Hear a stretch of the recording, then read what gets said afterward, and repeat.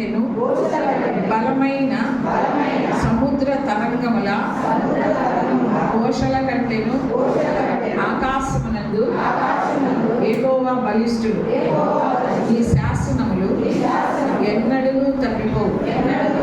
యెహోవా ఎన్నటెన్నటికి పరిశుద్ధతయే ఈ మందిరమునకు అనుకూలము. దేవుడి వాక్యము దీవించి ఆశీర్వదించుగా. ఆమేన్.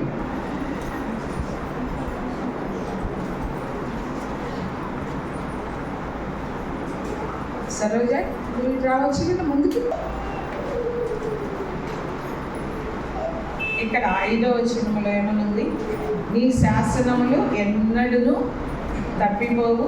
యెహోవా ఎన్నటెన్నటికి. ఎన్నటెన్నటికి అంటే ఎప్పటికీ.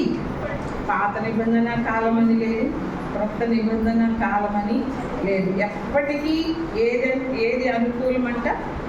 పరిశుద్ధతయే నీ మందిరమునకు అనుకూలం. ఇప్పుడు మందిరాలు ఎవరంట? కదిలే మందిరాలు. మన మందిరం ఎవరమై? కదిలే మందిరాలు. ఈ మందిరంలో ఏముండాలంటే, ఈ మందిరంలో పరిశుద్ధత. పరిశుద్ధత పరిశుద్ధత అంటే ఏంటి? ఎలా మనం పరిశుద్ధతను పొందుకుంటాం?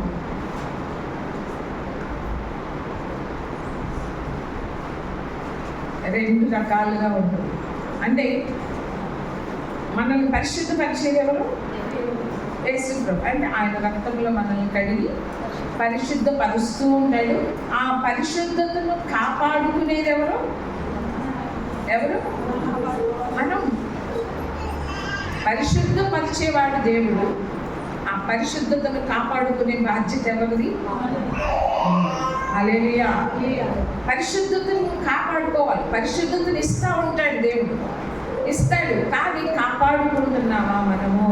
కానీ మందిరానికి ఏది అనుకూలమంట?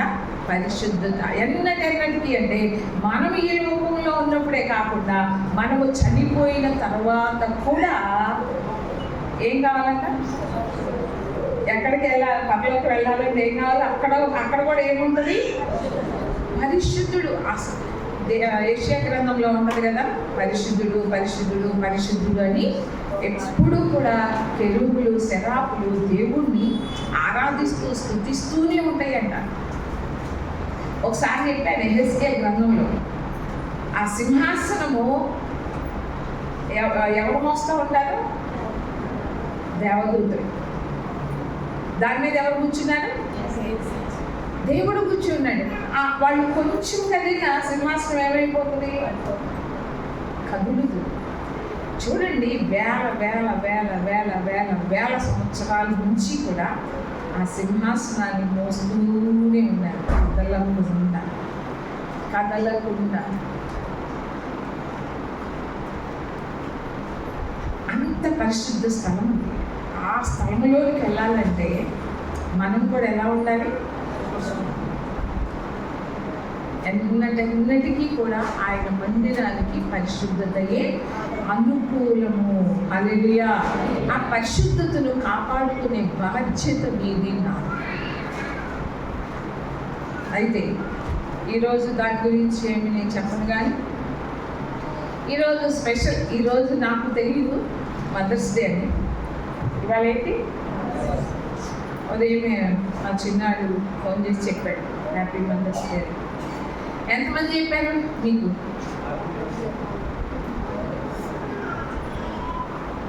ఎంతమంది చెప్పారు మీ తల్లులు? అదొక్కడు చెప్పాడు. ఇంకా రజిత చెప్పి. రజిత నీకు చెప్పారా? నువ్వు చెప్పావా? నువ్వు మీ మమ్మీకి చెప్పావా? పిల్లలు నీకు చెప్పారా? నేను కాదు, పిల్లలు అడుగు. ఎంతమంది మీ తల్లులకి? ఓకే రజిత, మీ మమ్మీకి చెప్పావా? మన పిల్లలు మనకి చెప్తున్నారు, మనము తల్లికి చెప్పారా? ఎంతమంది చెప్పారు? చెప్పలేదా? తెలీదా?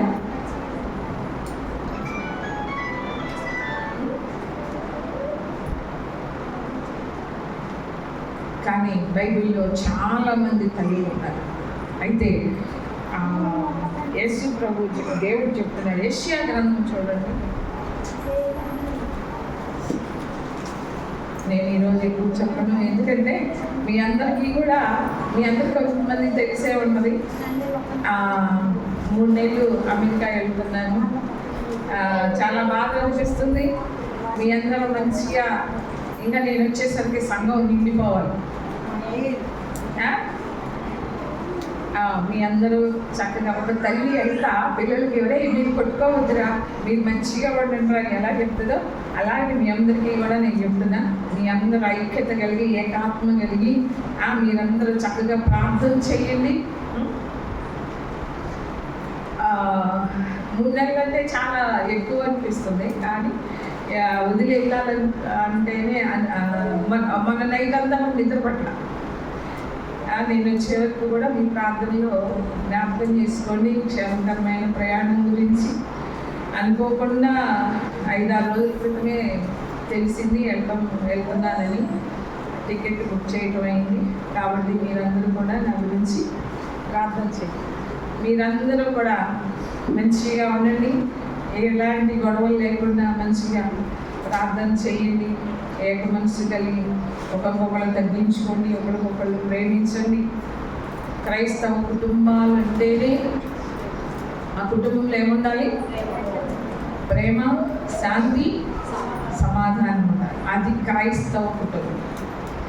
ఇక్కడ చూడండి 66వ అధ్యాయం, యెషయా గ్రంథం 66వ అధ్యాయం. ఎందుకు చెప్తున్నానంటే మనము ఎక్కువ సంవత్సరాలు ఈ లోకంలో ఉండబోట్లేదు. ఆశ కూడా పెట్టుకోవద్దు. త్వరగా అంటే ఇప్పుడు ఆ ఇజ్రాయెల్ దేశం పోయినసారి చెప్పాను కదా, కానీ అది ఆగిపోలేదు, ఇంకా జరుగుతూనే ఉంది. అది ఎక్కడికి దారి తీస్తుందో తెలియదు. ఇప్పుడు ఇజ్రాయెల్ దేశానికి ప్రతి ఒక్క దేశం నెగిటివ్గా అంటే ఆపోజిట్గా మారిపోయింది. అంటే ఎవ్వరు కూడా ఇజ్రాయెల్ దేశానికి నువ్వు యుద్ధం ఆపకపోతే మేము ఎవరూ నీకు హెల్ప్ చేయమంటున్నారు, సహాయం చేయము అంటే. ఎందుకంటే అంతకుముందు వాళ్ళే యుద్ధానికి సంబంధించినవి అన్నీ ఇవ్వాలన్నా కూడా యుద్ధ సామాగ్రి అంటారు కదా, అవన్నీ ఇవ్వాలి అంటే అమెరికా కావచ్చు, లేకుంటే జర్మనీ కావచ్చు, ఇంకా వేరే దేశాలన్నీ కూడా ఇజ్రాయెల్ దేశానికి ఇచ్చి వాళ్ళు కొనుక్కునేవాళ్ళు. కానీ ఇప్పుడు ఆ దేశాలన్నీ ఏమంటున్నాయంటే మీరు కనుక ఆపకపోతే మేము ఎవరూ కూడా మీకు సహాయం చేయమంటున్నాం. బైబిల్లో ఉంది ఆ మాట. చివరికి ఇజ్రాయెల్ దేశానికి ఏ ఒక్క దేశం కూడా సపోర్ట్ చేయదు, ఏది కూడా సహాయం చేయదు. ఇంతకుముందు మిత్ర దేశాలుగా ఉన్న దేశాలే దానికి ఆపోజిట్గా మారుతుంది. బైబిల్లో ఉన్నమాట నెరవేరబోతుంది. కాబట్టి లోకం వైపు చూడొద్దు. మనము ఎలా సిద్ధపడాలి మనమందరము కూడా ఉన్నంతకాలం. అంటే తామరాకు మీద నీటి బొట్టు ఎలా ఉంటుందో అలా మనం ఇక నుంచి అలా ఉండాలి ఈ లోకంలో. అందుకని గొడవలు వద్దు, మంచిగా అందరితో సమాధానంగా ఉందాం. మనం చక్కపరుచుకున్నాం. పెళ్ళి బుద్ధి కలిగిన కన్యకులు ఎలాగో సిద్ధపడి ఉన్నారో అలాగనే ఆయన రాకడ అతి త్వరలో మనం అనుకోని ఘడిలో దేవుడి రాకడ వస్తుంది. కాబట్టి ఎందుకంటే అంత్యక్రీస్తు బయలుపడబోతున్నాడు. ఈ యుద్ధం రాగానే అంత్యక్రీస్తు ఎవరనేది బయటకు వచ్చేస్తాడు. ఆ బయటకు రాకముందే సంఘం ఎత్తబడుతుంది. కాబట్టి ఎవ్వరూ కూడా ఈ లోకం గురించి ప్రయాసపడాలి, ఈ లోకంలో సంపాదించాలి. నేననేది కష్టపడవద్దని చెప్పటం. అప్పుడెప్పుడో స్కైలాగా ఏదో పడుతుందంటే ఆస్తులన్నీ అమ్ముకొని తిన్నారంట. అలా అమ్ముకొని తినమని నేను చెప్పట్లా. మన పని మనం చేద్దాం, కష్టపడదాం. కానీ దానికంటే ఎక్కువగా మనము దేవుని సన్నిధిలో సిద్ధపడతాం. హల్లెలూయా. ఎందుకంటే చాలా తొందరగా, చాలా త్వరలో దేవుని రాకడ వస్తుంది. మనం సంపాదించి నిలబెడదాం, లేకుంటే అక్కడ పెడదాం, ఇక్కడ పెడదాం అని ఆలోచించద్దు. చక్కగా సిద్ధపడదాం. మనల్ని మనం సరి చేసుకున్నాం, మనల్ని మనం మార్చబడకుండా. అందుకని రూపాంతర అనుభవంలోకి మారాలంట మనమందరం. ఏ అనుభవంలోకి? చెందాలని. కాబట్టి ఈ లోక మర్యాదను అనుసరించకుండా, ఈ లోకంలో ఆచారాలను అనుసరించకుండా చాలామంది ఈ లోక మర్యాదలతోనే చాలామంది ఉంటున్నారు. మర్యాదలు అంటే ఏంటి? అంటే లోకంలో ఉన్న మర్యాద. ఏంటి ఆ మర్యాదలు? మీ ఇంటికి వచ్చినప్పుడు తెలంగాణలో ఏం చేస్తారు?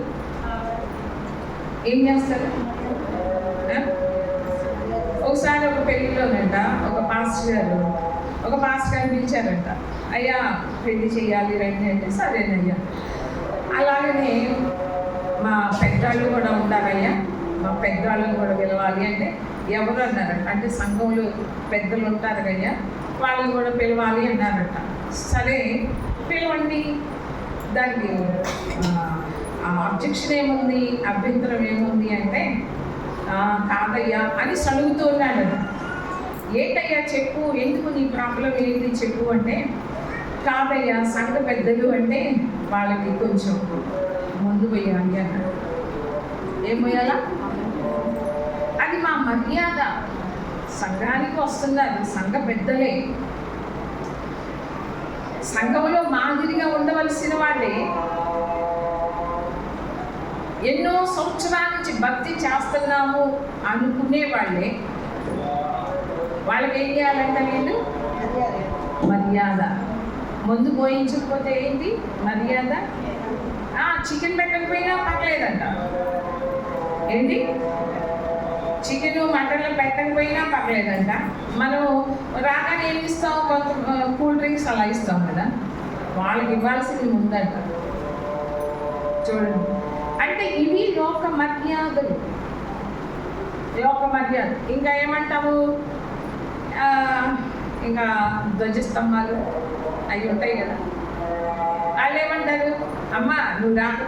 ఎవరు? క్రిస్టియన్సేనండి, అన్నిళ్ళు కాదు, అందరూ వస్తున్నారమ్మా, నువ్వు రా, ఊరికి ఇంట్లో కూర్చుంటు కదా, నువ్వేమీ చెయ్యదు అని అంటారు. అంటే లోక మర్యాద. అలాగనే చెట్ల కిందగా వెళ్తారు. ఎప్పుడు శ్రావణ మాసం అనుకుంటా, శ్రావణ మాసమేనా?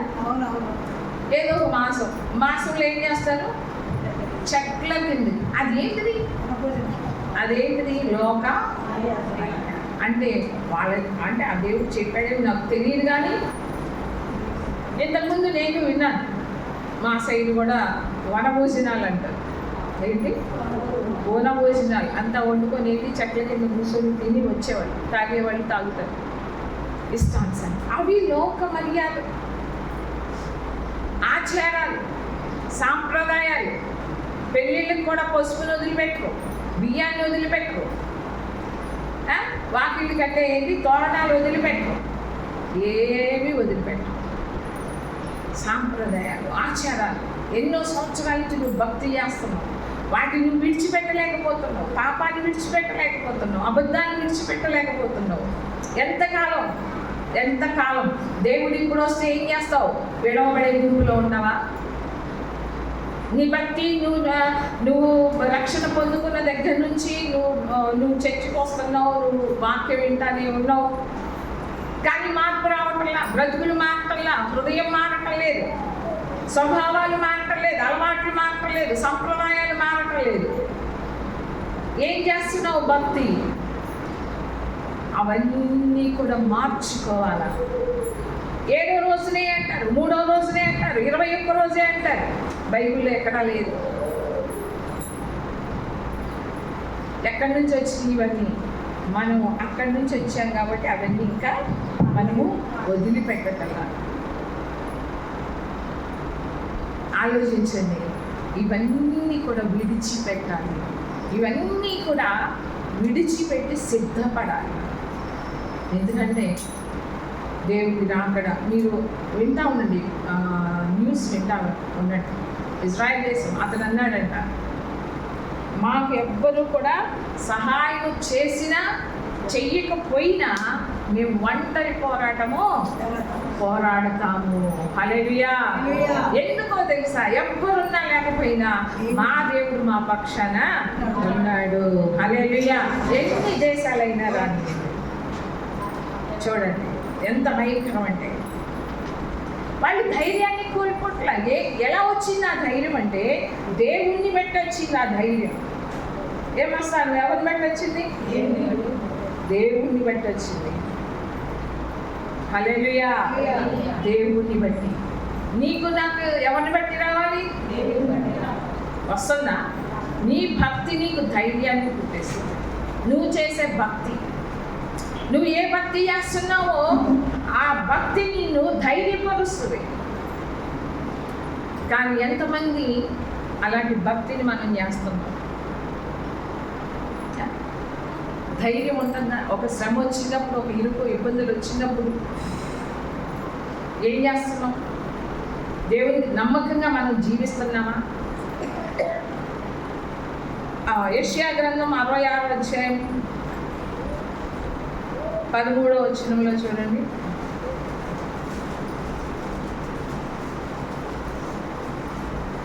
ఒకరి తల్లి, అందరూ చదువు వచ్చిన వాళ్ళందరూ కూడా చదవండి ఆ వచ్చిన.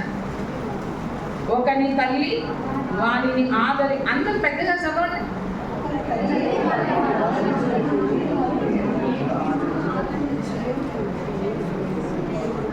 కిందది కూడా చదవండి.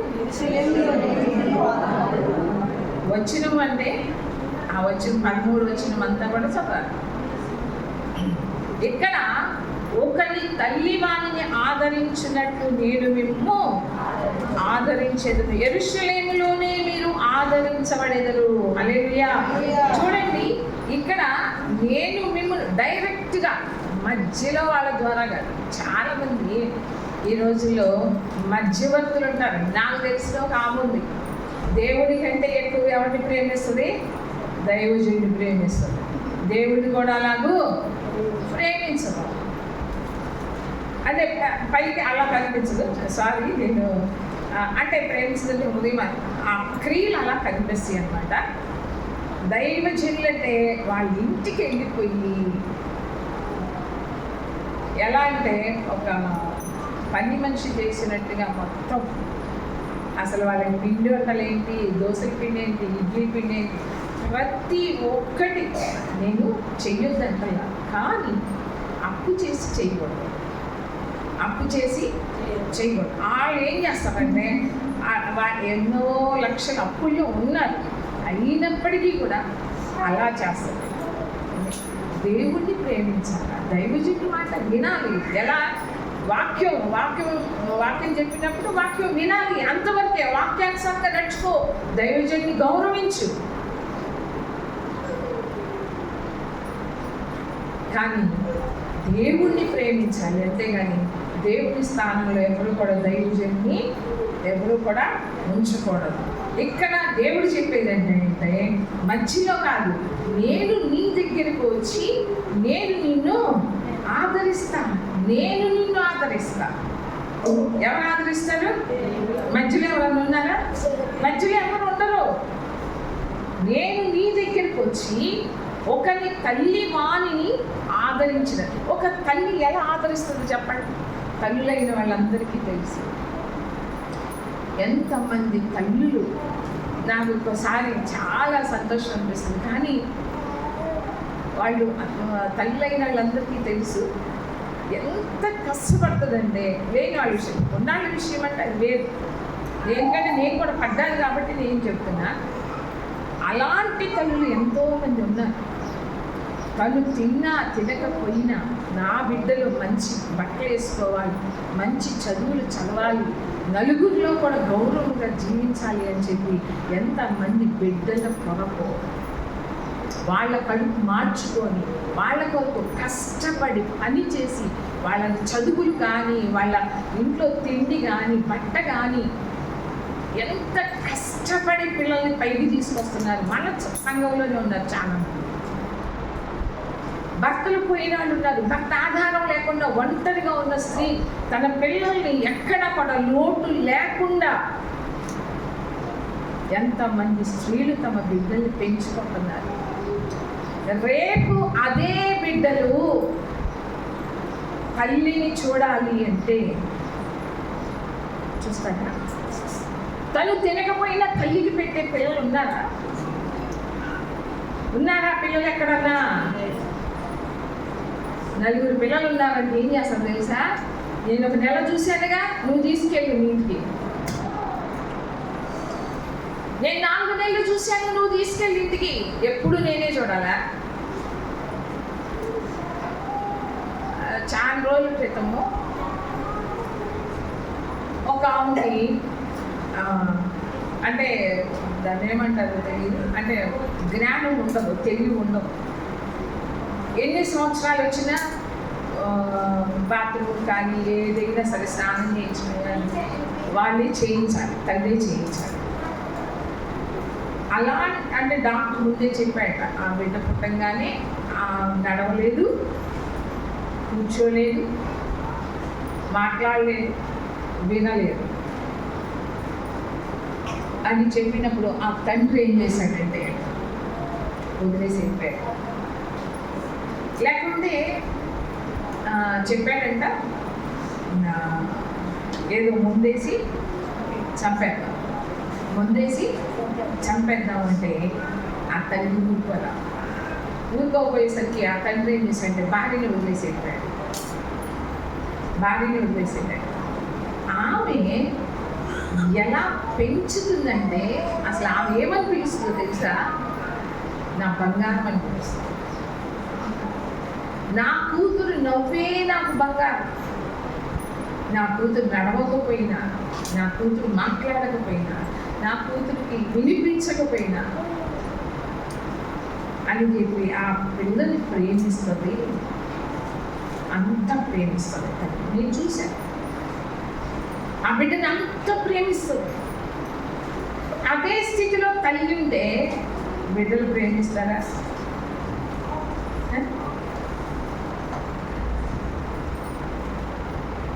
మన ఒక సహోదరి చెప్తుంది, ఆ తల్లి ముసలి వయసులో ఉంటే కొడుకు తాగి వచ్చి ఏం చేశాడు,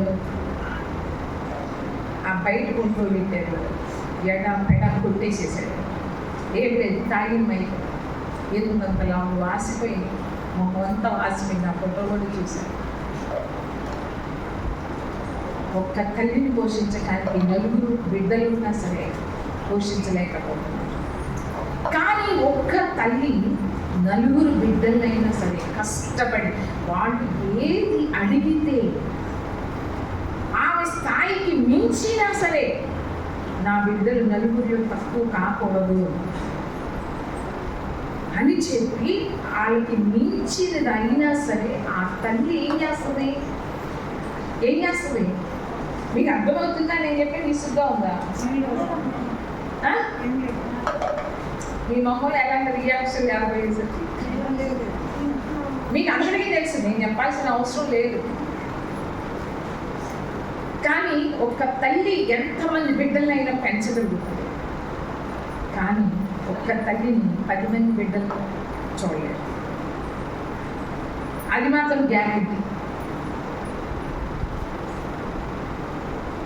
అందుకనే వాక్యంలో ఒక చోట ఉంది చూడండి, అంచె దినాల్లో ఎలా ఉంటాయో పోయినసారి చూపించాను కదా. తిమోతికి రాసిన 2వ పత్రిక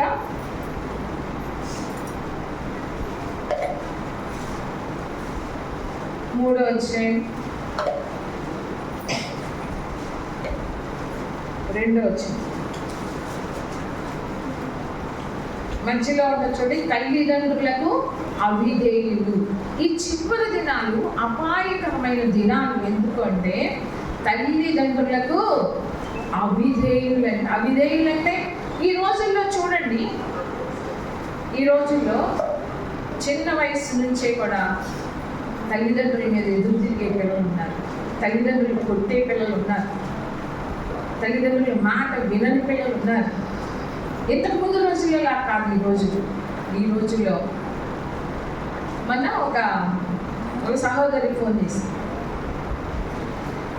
ఆమె గురించి నాకు తెలుసు. అంటే ఆమె రక్షించుకోవడానికి ముందుకు అంటే నేనే తీసుకెళ్ళాను. రక్షణ పొందుకుంది, 2 కొడుకులు. అయితే మొన్న ఒక రోజు ఫోన్ చేసినప్పుడు చెప్తుంది, ఆమె కూడా అంతే. ఏంటంటే కొడుకుల్ని చాలా పెంచి ఇళ్లల్లో పనిచేసుకుంటూ ఇంట్లో ఇళ్లలో వంట చేస్తూ భర్త వదిలేశాడు అనమాట. ఇంతంత పిల్లల దగ్గర నుంచి ఆమె పెంచుతుంది, హైదరాబాద్ తీసుకొచ్చింది. హైదరాబాద్లో అంటే చాలా కష్టం కదా, రెంటలు కట్టుకుంటూ పిల్లల్ని పెంచి వాళ్ళకి చదువులు చెప్పించాలి అంటే చాలా కష్టం. అలాంటిది తీసుకొచ్చింది, ఇద్దరు పిల్లలకి పెళ్ళిళ్ళు చేసి చదివించింది, మంచిగా గవర్నమెంట్ జాబ్ వచ్చింది, మంచిగా ఉన్నారు. ఇద్దరు కొడుకులకి బ్రహ్మాండంగా పెళ్ళిళ్ళు చేసింది.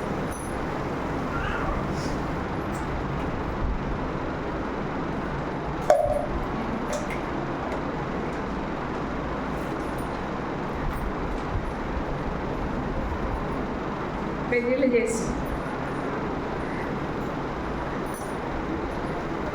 అయితే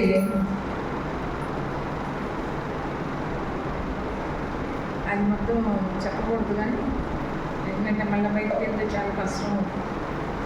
అందుకనే ఫాస్ట్గా పెట్టొద్దు అంటారు. అందుకని అంటే మనసుకి మనం చెప్పలేము కదా కొన్ని విషయాలు. అది విన్నారంటే కష్టం అనిపిస్తుంది, వేరే వాళ్ళు విన్నా కూడా కష్టం అనిపిస్తుంది.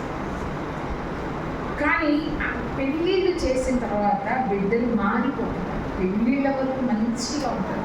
ఆడపిల్లలు కావచ్చు, మగపిల్లలు కావచ్చు. ఈరోజు మనం అనుకుంటాము, ఇంతకుముందు నేను అనుకున్నా, అబ్బా మగపిల్లలు ఏం చూస్తారు, ఆడపిల్లలు ఎంత మంచిగా చూస్తారు, తల్లి అంటే చాలా ప్రేమ ఉంటుంది అని అనుకున్నాను. కానీ ఈ రోజుల్లో అయితే ఆడపిల్లలు లేదు, మగపిల్లలు లేదు.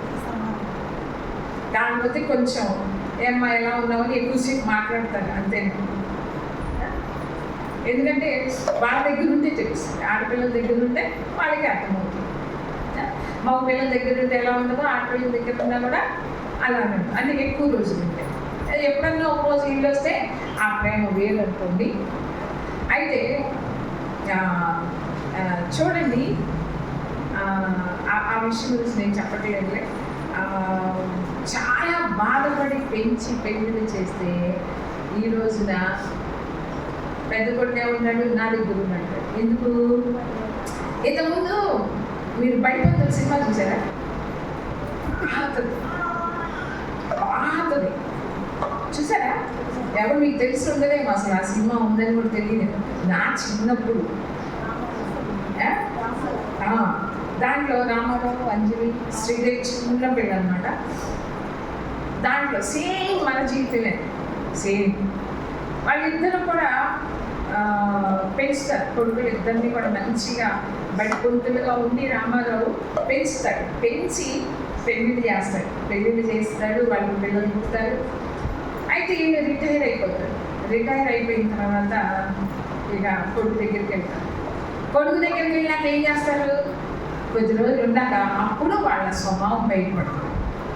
ఏంటంటే వాళ్ళ అమ్మనేమో ఒక కొడుకు, వాళ్ళ నాన్నేమో ఒక కొడుకు చూసుకోవాలండి.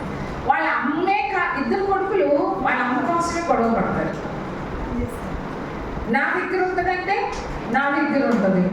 వాళ్ళ తండ్రి అక్కర్లేదు, తల్లి కోసం ఏం చేస్తున్నారు వాళ్ళిద్దరు గొడవ. ఎందుకు?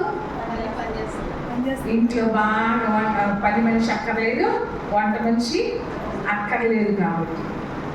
అయితే ఇద్దరు కొడుకులు సరే ఒక అండర్స్టాండింగ్ వస్తుంది. ఎలా? సరే 2 నెలలు మీ మమ్మీ మీ ఇంట్లో ఉంటుంది, 2 నెలలు నా ఇంట్లో ఉంటుంది. తండ్రి గురించి అలా అసలు చాలా విషయాలు దాంట్లో మన జీవితంలో జరిగే విషయాలన్నీ కూడా దానిలో ఉంది. ఆమెని ఒక వంట మనిషి కింద, పని మనిషి కింద చూస్తారు. ఆ రోజు భర్త గుర్తుకు వస్తాడు. అక్కడేమో అతనికి రామారావుకి ఏమో భార్య గుర్తుకు వస్తూ ఉంటుంది. ఎందుకంటే ఎప్పుడు ఇడిచిపెట్టి ఉండలేదు కదా. అలాంటి అప్పుడు ఇద్దరు ఇంట్లో నుంచి చెప్పకుండా ఇద్దరు బయటకు వచ్చేస్తారు. రామారావు వస్తాడు, వాళ్ళిద్దరు ఎక్కడైతే కలుసుకుంటారంటే నాకు సరిగ్గా గుర్తులేదు, కానీ రైల్వే స్టేషన్లో కలుసుకుంటారు. ఈ మనవరాలు ఉంది కదా, ఆమె కలపడానికి ట్రై చేస్తుంది. ఇంకా అట్లా ఇప్పుడు మన జీవితాల్లో జరిగే ప్రతి విషయం కూడా అంతే. కానీ ఒక తల్లి ఆదరించినట్లుగా, అంటే ఒక తల్లి ఆదరించినట్లుగా ఒక తల్లి చూడండి. ఒక నిజంగా జరిగిన సంఘటన ఏంటంటే, ఒక తల్లికి ఒక కొడుకున్నాడు. ఒక కొడుకుంటే అతను అతను చదివించడానికి తల్లి బాగా కష్టపడుతుందంట. అయితే ఆమెకు ఒక కన్ను లేదంట, ఒక కన్ను లేదు. ఒకసారి అదే స్కూల్కి వెళ్ళిందంట, కాలేజీకో స్కూల్కో వెళ్ళిందంట, కొడుకుని చూడటానికి హాస్టల్లో వెళ్ళింది. చూడటానికి వెళ్తే తల్లిని తల్లిగా చెప్పుకోవడానికి ఇష్టపడలేదంట. ఇష్టపడక దూరం నుండి చూసి ఇంకా వెళ్ళిపోయాడంట, దగ్గరికి రాలేదంట. ఎంతమంది పిలిచినా కూడా రాలేదంట. సరే ఊరికి వెళ్ళిపోయిన తర్వాత అట్లనే ఆ అబ్బాయి అనుకున్నాడు, త్వరగా నేను పూజ చేసి మంచి చదువుకొని ఎప్పుడెప్పుడు నా తల్లిని విడిచిపెట్టి విదేశానికి వెళ్ళిపోవాలా అని ఆలోచించి అలాగని చదువుకున్నాడు. ఇక విదేశానికి వెళ్ళిపోయాడు. తల్లిని ఒక్కదాన్ని వదిలిపెట్టి అక్కడే తల్లిని తెలియకుండా పెళ్లి చేసుకున్నాడు. పిల్లలు పుట్టిన తర్వాత ఈ తల్లి అసలు గుర్తే చేసుకోవట్లేదు. ఒకసారి ఎవరో వెళ్తుంటే వాళ్ళతో పాటు ఈమె కూడా వెళ్ళిందంటే అడ్రస్ తీసుకొని వాళ్ళ ఇంటికి వెళ్తే, వాళ్ళ ఇంటికి వెళ్ళంగానే తలుపు తీశాడట, మనోడు తీసిన తర్వాత ఈమెను చూడంగానే అమ్మో అయింది, దెయ్యం వచ్చిందని అరుస్తూ ఉన్నాడంట. ఈలోపు తండ్రి వచ్చి తల్లిని గుర్తుపెట్టి బాగా తిట్టాడంట. నువ్వు ఇక్కడ కూడా వచ్చావా, నా పిల్లల్ని భయపెట్టడానికి నువ్వు వచ్చావా, నువ్వు ఇక్కడ ఉండటానికి వీల్లేదు అని చెప్పి లోపలికి కూడా రానికుండా బయట ఎగగొట్టేస్తే ఇంటికి వచ్చేసిన తర్వాత అయితే ఆ స్కూల్లో పాత విద్యార్థులంతా కలుసుకునే రోజు వచ్చిందంట. అందరం కలుసుకోవడానికి ఒక రోజు నిర్ణయించుకొని వచ్చాడంట. ఇతను కూడా వచ్చాడంట. తల్లికి తెలుసు వస్తున్నాడు. అయితే అప్పటికే మంచంలో ఉండిపోయింది, బాగాలేదు.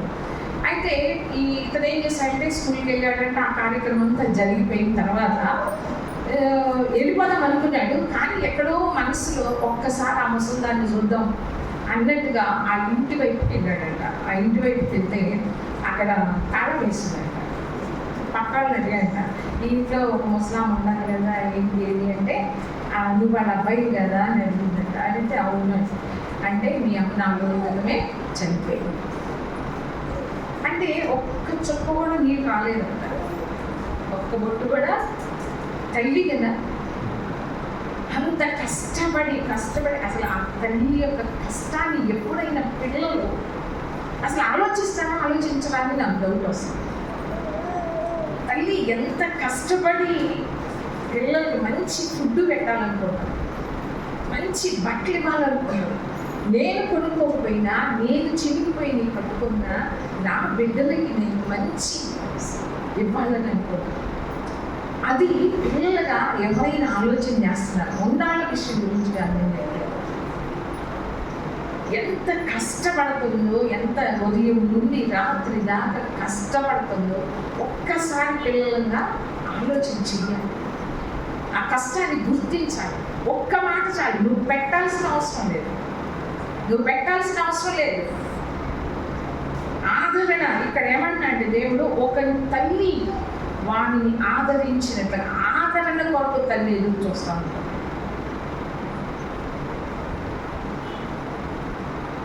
అయితే ఆ ఒక్క ముట్టు కూడా కన్నీళ్ళు రాలేదట.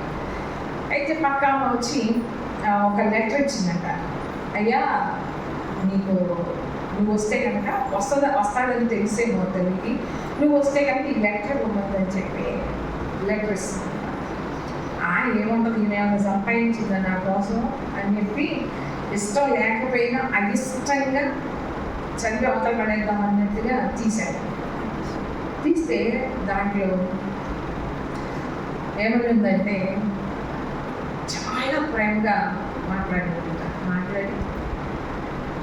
నేను నీకు ఎప్పుడూ కూడా భాగం కాకూడదని అనుకున్నాను, ఎప్పుడు కూడా నన్ను బట్టి నువ్వు ఎప్పుడూ కూడా బాధపడకూడదు. నేను వచ్చాను నీ ఇంటికి, కానీ నీ పిల్లల గురించి, నీ గురించి నా తల్లి అని చెప్పుకోవటానికి నువ్వు ఎంత బాధపడుతున్నావో నేను ఆలోచించాను. కానీ ఈ కన్ను ఎలా పోయింది, ఆ విషయం నీకు చెప్పాలి అని చెప్పి ఆ లెటర్లో రాసిందట.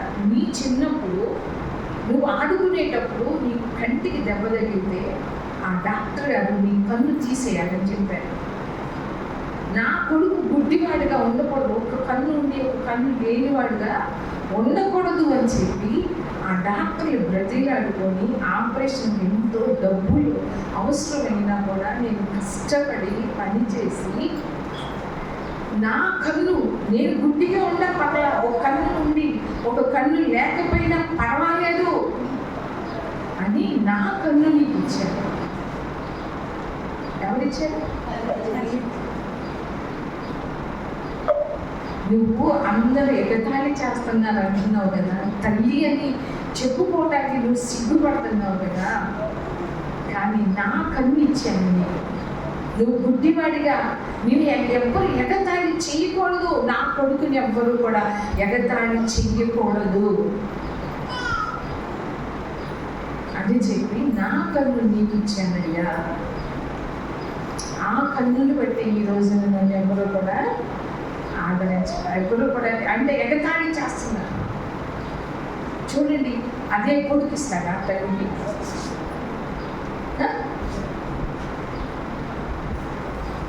మామూలు సహజం ఏంటంటే ఇక్కడ తల్లిదండ్రులకి ఎవరి మీద ఉంటుంది ప్రేమ? పిల్లల మీద. ఆ పిల్లలు పెద్దయ్యి వాళ్ళకి పిల్లలు పుట్టిన తర్వాత ఎవరి మీద ఉంటుంది ప్రేమ? ఆ పిల్లల మీద ఉంటుంది. ఇది సహజం. తరతరాలు వచ్చేది ఏంటంటే ఆ తల్లిదండ్రులకి బిడ్డల మీద ఉన్నది, ఆ పిల్లలకి పిల్లలు పుట్టినాక వాళ్ళ మీద ఉంటుంది, వాళ్ళకి ఎవరి మీద ఉంటుంది? మళ్ళీ ఆ పిల్లల మీద ఉంటుంది, కానీ తల్లిదండ్రుల మీద ఉండనే ఉండదు. నేను ఒకటే చెప్తున్నా, నేను మొన్న ఆమెకు అదే చెప్పాను, అమ్మ నువ్వు అస్సలు బాధపడాల్సిన అవసరం లేదు. అందరికీ తెలుసు, నీ యొక్క ఇంట్లోనే కాదు అందరి ఇళ్లలో జరిగే విషయము ఇదేనమ్మా. నువ్వు మాత్రం ఆలోచించబాకు, నువ్వు బాధపడబాకు. నువ్వు బాధపడి నా పిల్లలు అయ్యో నేను ఇంత కష్టపడి చదివించాను, నేను ఇంత కష్టపడ్డాను నా బిడ్డల కొరకు కదా, నేను ఇంత కష్టపడింది, ఉదయం నుండి సాయంత్రం దాకా ఇళ్లలో పాచి పనులు చేస్తా, వంట చేస్తా, ఎవరు ఏ పని చెప్తే ఆ పని చేస్తా, వాచ్మెన్గా కూడా ఉన్నాను నేను. ఈ రోజున ఒక స్థాయిలో పిల్లలు ఉన్నప్పటికీ కూడా ఒంటరిగా ఉండవలసిన అవసరం ఈ రోజున. ఎందుకు ఆ స్థితి? నేను ఒకటే అన్నా, భార్యలు అనుకోకూడదు, వచ్చే కోడలు అనుకోకూడదు, అస్సలు అనుకోకూడదు. నేను చెప్తున్నా, ఎందుకో తెలుసా? నీ కొడుకులు, నీ కూతుళ్ళు కానీ నీ కొడుకులు కానీ పుట్టిన దగ్గర నుంచి 25 సంవత్సరాల వరకు, పెళ్ళయ్యే వరకు కూడా నువ్వేంటి, నీ స్వభావం ఏంటి, నువ్వు అంటావా అనవా అని సమస్తము తెలుసు పిల్లలకి. ఈ రోజు నిన్నగాక మొదలు వచ్చిన భార్య మాటలు నువ్వెలా అంటావు? తల్లిని ఎలా మాట్లాడతావు? నీకు తెలియదా నీ తల్లి ఎలాంటిదో? వచ్చిన వాళ్ళు ఎప్పుడు అనుకోకూడదు, నీకు తెలియాలి. నా తల్లి ఎంత కష్టపడింది, నేను ఈ స్థితిలో ఉన్నాను అంటే కేవలం నా తల్లిదండ్రులే కారణం అని ఎప్పుడన్నా కృతజ్ఞత కలిగి ఉన్నావా? మదర్స్ డే ఈ రోజున అందరూ చెప్పొచ్చు, పై పెదవులతో చెప్పొచ్చు.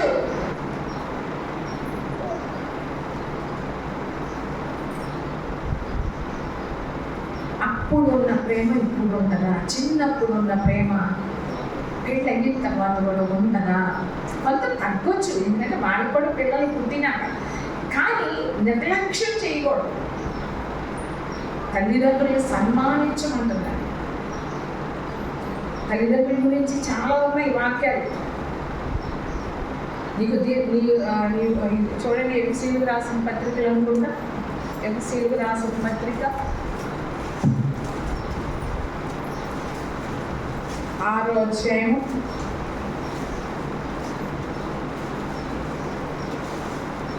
1వ వచనం. పిల్లలారా, ప్రభువునందు మీ తల్లిదండ్రులకు విధేయులైందని ఇది ధర్మమే. నీకు మేలు కలుగునట్లు నీ తండ్రిని తల్లిని సన్మానింపుము, అప్పుడు నీవు భూమి మీద దీర్ఘాయుష్మంతుడవుదువు.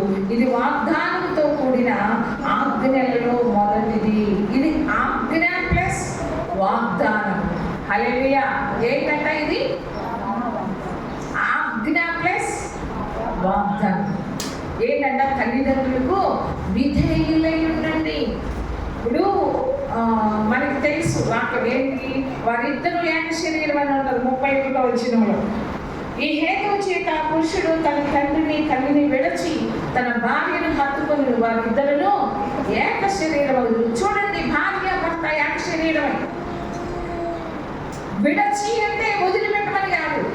చాలా మంది, నేను ఒకసారి విన్నా ఏంటంటే ఆ వాక్యంలో ఉంది కదా, తల్లిని తండ్రిని విడిచిపెట్టమని. ఏంటంట? పెళ్ళైనాక ఏం చేయాలంట?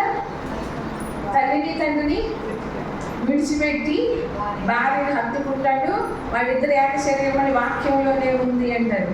విడిచి అంటే అది కాదు. అంతకుముందు తల్లి కొమ్ము కొట్టుకొని తిరిగేవాడు, ఇప్పుడు పెళ్ళైన తర్వాత ఎవరైనా తిరుగుతాడు. అందుకని పెళ్ళైతే వాళ్ళిద్దరు ఏక శరీరం, ఏక మనసే. అలాగే తండ్రిని విడిచిపెట్టమని కాదు.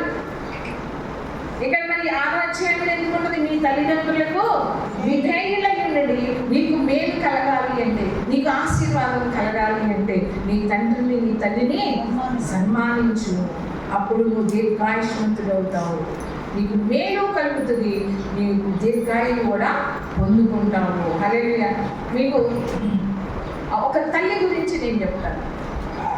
ఒక తల్లి గురించి బైబిల్లో ఆ తల్లి అందరి ప్రేమ, అందరికంటే కూడా ఆ తల్లి ప్రేమ చచ్చిపోయిన తర్వాత కూడా తన పిల్లల మీద ఎంత ప్రేమ అంటే, ఇంతకుముందు ఒకసారి చెప్పాను. సమూయేలు 2వ సమూయేలు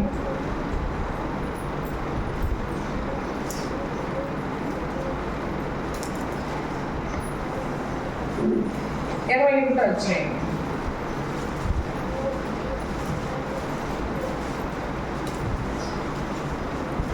ఈ బైబిల్ బాగా తెలిసిన వాళ్ళకి ఆ పేరు ఏం పేరు?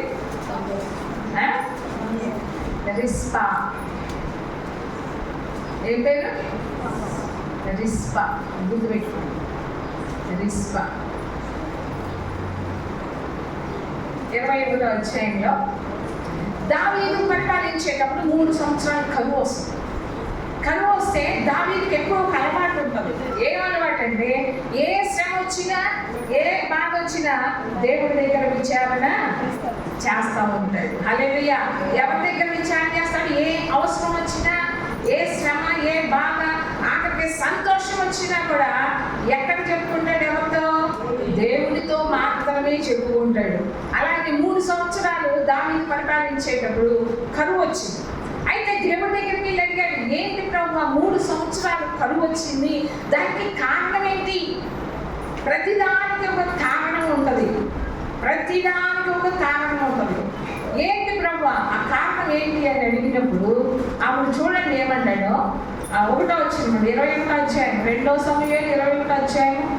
దావీదు కాలమున 3 సంవత్సరములు విడవకుండా కరువు కలగగా దావీదు యెహోవాతో మనవి చేశాను. అందుకు యెహోవా ఇలాగున సెలవిచ్చాడు, సౌలు గిబియోనీయులను హతము చేసిన కనుక అతన్ని బట్టి నరహంతకులకు అతని ఇంటి వారిని బట్టి శిక్షగా ఈ కరువు కలిగెను. హల్లెలూయా. ఎందుకు కలిగిందంటే ఆ కరువు ఒక కారణం ఉంది. ఊరికినే రాదు ఒక శ్రమ, ఊరికినే రాదు ఒక బాధ, కష్టం ఊరికినే రాదు. దానికి కారణం ఉంటుంది. దాని వెనుక ఒక కారణం ఉంటుంది. దాన్ని మనం అడిగి తెలుసుకోవాలి. దేవుడి దగ్గర ప్రార్థన చెయ్యాలి. ప్రభువా ఎందుకు నాయనా ఈ శ్రమ వచ్చింది, ఎందుకు ఈ బాధ, ఎందుకు ఈ వ్యాధి, ఎందుకు ఈ బలహీనత అని మనం దేవుడి దగ్గర మనము విచారణ చేయాలి. దావీదు మనవి చేశాడంట. మనవి చేసినప్పుడు దేవుడు ఏం చేస్తాడు? మాట్లాడుతున్నాడు. ఏమంటున్నాడు? సౌలు గిబియోనుని చంపేయించాడు, హతము చేశాడు. కాబట్టే ఈ కరువు కలిగి. ఇదేంటి? సౌలు చేస్తే పాపం, సౌలు తప్పు చేస్తే ఆ దేశం మొత్తం మీదకి రావడం ఏంటి? కుటుంబంలో తండ్రి చేస్తే బిడ్డల మీదకి రావడం ఏంటి? సౌలు ఇక్కడ దేవుడు క్లియర్గా చెబుతున్నాడు వినండి. ఏమంటాడు? సౌలు గిబియోనీయులను హతము చేశాడు కనుక అతనిని బట్టి నరహంతకులకు అతని ఇంటి వారిని బట్టి శిక్షగా ఈ కరువు కలిగెను. శిక్ష. ఎందుకు హతం చేశారు? ఎందుకు హతం చేయకూడదు? 2వ వచనంలో గిబియోనీయులు ఇశ్రాయేలు సంబంధులు కాదు, వారు అమోరీలలో శేషించిన వారు. ఇశ్రాయేలు మిమ్మల్ని చంపమని ప్రమాణపూర్వకంగా వారితో చెప్పి ఉన్నది. కానీ సౌలు ఇశ్రాయేలు యూదాల వారి యందు ఆసక్తి గలవాడై వారిని హతము చేయ చూచుచుండెను. హల్లెలూయా. వారిని హతము చేయాలని చూస్తాము. కొంతమందిని హతము చేశారు. అందుకని వాళ్ళని మాట ఇచ్చారు. ఏమని ఇచ్చారు? యెహోషువ గ్రంథంలో ఉంటుంది. మనం కనుక అది చదివితే దాంట్లో ఉంటుంది. యెహోషువ గ్రంథంలో వాళ్ళు గిబియోనీయులు మారువేషం వేసుకొని వస్తారు. యెహోషువ అన్ని ప్రాంతాలు జయిస్తూ వస్తుంటే పెద్ద పెద్ద పట్టణాలు, ఎరుగో పట్టణం ఏంటి, హాయి ఏంటి, అన్ని పట్టణాలు జయిస్తూ వస్తుంటే చుట్టుప్రక్కల వాళ్ళ గిబియోనులకి భయం కలిగిందంట. భయం కలిగి మారువేషంలో తక్కువ అయినప్పటికీ కూడా మేము ఎంతో దూరం నుండి వస్తున్నామని చెప్పి యెహోషువని మోసం చేసి ఒక ప్రమాణం చేయించుకున్నాడు. ఏమనంటే మేము మిమ్మల్ని చంపము అని. యెహోషువ ఏం చేశాడు? అక్కడ యెహోషువ కూడా దేవుని దగ్గర మాట తీసుకోకుండా, దేవుని దగ్గర విచారణ చేయకుండా యెహోషువ ఏమని మాటిస్తాడంటే మేము మిమ్మల్ని చంపము అని ప్రమాణం చేస్తాడు, మాట ఇచ్చేస్తాడు. మీరు కావాలంటే మీరు ఇంటికి ఇలా చదువుకోండి. యెహోషువ గ్రంథం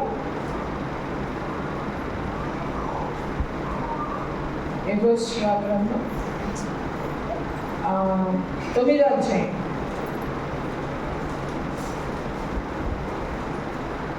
అధ్యాయం 14వ వచనం. ఇశ్రాయేలీయులు యెహోవా చేత సెలవు పొందకై వారి ఆహారంలో కొంత పుచ్చుకొనగా యెహోషువ ఆ వచ్చిన వారితో సమాధానపడి వారిని బ్రతకనిచ్చుటకు వారితో నిబంధన చేసి మరియు సమాజ ప్రధానులు వారితో ప్రమాణం చేశారు. అయితే వారితో నిబంధన చేసి 3 దినములైన తరువాత వారు తమకు పొరుగు వారు తమ నడుమున నివసించిన వారి అని తెలుసుకునేది. హల్లెలూయా. వాళ్ళు గిబియోను. యెహోషువ ఏం చేశాడంటే దేవుని యొక్క మాట తీసుకోకుండానే వాడితో ప్రమాణం చేసేసారు, మేము మిమ్మల్ని చంపము. ఎక్కడ దూరం నుండి వచ్చామని చెప్పి వాళ్ళు తెచ్చుకున్న రొట్టె ముక్కలు చూపిస్తారు. ఆ రొట్టె ముక్కలు ఎండిపోయి ఉన్నాయి. అందుకని యెహోషువ ఏమనుకుంటాడు?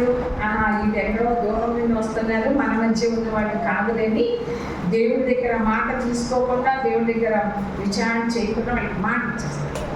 మరి మాట ఇచ్చినప్పుడు చేయాలి కదా, చంపకూడదు కదా గిబియోనులు. కానీ సౌలు ఏం చేశాడు? గిబియోనుల్ని చంపేశాడు. దేవుడే చెప్తున్నాడు. ఆ కారణం ఏంటో మీరు తర్వాత యెహోషువ గ్రంథంలో చదువుకోండి. అది ఆ అధ్యాయం 9వ అధ్యాయము. ఇక్కడ దేవుడు అంటున్నాడు ఆ గిబియోనులు వాళ్ళతో మీరు చంపమని ప్రమాణపూర్వకంగా వారితో మీరు చెప్పారు. కాబట్టి అది తెలిసి కూడా ప్రమాణం చేశారు చంపమని. అది తెలిసి కూడా ఏం చేశాడు సౌలు? గిబియోనుని చంపాడు. ఆ శాపం, ఆ పాపం కుటుంబం మీదకే కాదు, ఆ రాజ్యం మీద కూడా వచ్చేసింది. హల్లెలూయా. చూడండి, మనం అనుకుంటాము ఒక కుటుంబంలో తల్లిదండ్రులుగా మనము బిడ్డలకి ఇవ్వాల్సింది ఏంటంటే ఆశీర్వాదం. సౌలు ఏమి ఇచ్చాడు? ఆ కుటుంబాన్ని. తర్వాత దావీదు ఏం చేస్తాడంటే, సరే నీ దేవుడు చెప్పాడు కదా, ఆ గిబియోనుని పిలువనిపిస్తాడు. పిలువనిపించిన తర్వాత ఆయన అడుగుతాడు, నేను నీకేం చేయాలి? నేను చేసింది తప్పే. చూడండి 3వ వచనంలో, రాజు దావీదు గిబియోనుని పిలువనంపి, నేను మీకేమి చేయగోరుదును? యెహోవా స్వాస్థ్యమును మీరు దీవించినట్లు దోష నివృత్తికై దేని చేత నేను ప్రాయశ్చిత్తము చేయుదునని వారిని అడుగుగా గిబియోనీయులు సౌలు అతని ఇంటి వారును చేసిన దాని నిమిత్తము ప్రాయశ్చిత్తము కలుగుటకై వెండి బంగారాలే కానీ ఇశ్రాయేలులో ఎవరినైనా చంపుటియే కానీ మేము కోరుట లేదన్నది. అంతట దావీదు మీరేమి కోరుతుండ్రో దానిని నేను చేయననగా వారు మాకు శత్రువులై మమ్మల్ని నాశనం చేయించు ఇశ్రాయేలు సరిహద్దులలో ఉండకుండా మేము లయమగునట్లు మాకు హాని చేయ ఉద్దేశించిన వారి కుమారులలో 7 మాకు అప్పగించరు. ఏంటంట చేసింది సౌలు, పాపం చేసింది ఎవరు? దావీదు అడుగుతాడు, దోష నివృత్తికై ప్రాయశ్చిత్తం కలిగేటట్టుగా నేను మీకేం చెయ్యాలని కోరుకుంటున్నాను. గిబియోనులు అడుగుతున్నాడు దావీదు, నేనేం చేయాలని కోరుకుంటున్నాను? ఈ దేశంలో కరువు లేకుండా ఆ దోషం పోవాలి అంటే నీ నిమిత్తం ప్రాయశ్చిత్తం చేయాలంటే, అంటే ఇశ్రాయేలు ప్రజల నిమిత్తం నేనేం చేయాలని కోరుకుంటున్నారు అంటే ఏమంటున్నాడు? వాళ్ళు చేశారు కాబట్టి వెండి బంగారాలు కాదు కానీ ఇశ్రాయేలులో ఎవరినైనా చంపటం కానీ నేను కోరుకోవట్లేదు. ఎవరిని కోరుకుంటున్నారు వీళ్ళు? ఇశ్రాయేలు ఎవరో వద్దు, వెండి బంగారాలు మాకొద్దు, పొలాలు ఏది మాకొద్దు, కానీ మమ్మల్ని చంప ఉద్దేశించిన సౌలు యొక్క కుటుంబంలో వారు 7 తీసుకొచ్చి చంపాలంటారు. చూడండి, 7 మాకు అప్పగించు. 6వ వచనంలో యెహోవా ఏర్పరచుకొనిన సౌలు గిబియా పట్టణంలో యెహోవా సన్నిధిని మేము వారిని ఉరి తీసేదమని రాజుతో మనవి చేయగా రాజు నేను వారిని అప్పగించదనెను. ఎక్కడ ఉరి తీయాలనుకుంటున్నారు? గిబియా పట్టణంలో. ఆ గిబియన్ల మధ్యలో వాడిని ఉరి తీయాలని రాజుతో మనవి చేసినప్పుడు అలాగే 7 నేను అప్పగిస్తానని చెప్పినప్పుడు అప్పుడు ఎవరున్నారో చూడండి. 8వ వచనం, అయ్యా కుమార్తె రిస్పా సౌలునకు కలిగిన 2 కుమారులకు అర్మోనిని మెఫీబోషెతును, సౌలు కుమార్తెకు మెరాబు మెహలితీయుడకు బర్జిలై కుమారుడైన అద్రియేలుకు కలిగిన 5 కుమారులు పట్టుకుని గిబియోనీయులకు అప్పగించెను. ఎవరిని అప్పగించాడంట? సౌలు కుమారుడు పక్కనున్నాడు యోనాతానుకు పుట్టిన సంతానం ఉంది. మెఫీబోషెత్ అని ఒకడు ఉన్నాడు, అతని పేరు మెఫీబోషెతే. ఇప్పుడు ఈ రిస్పా ఒక కుమారుడు పేరు కూడా మెఫీబోషెత్ అన్నమాట. అయితే దావీదు యోనాతానికి నిబంధన చేస్తాడు, నేను నీ సంతానాన్ని, నేను రాజు అయినాక నీ సంతానాన్ని నేను ఏమి చేయనని చెప్పి నిబంధన చేస్తాడు.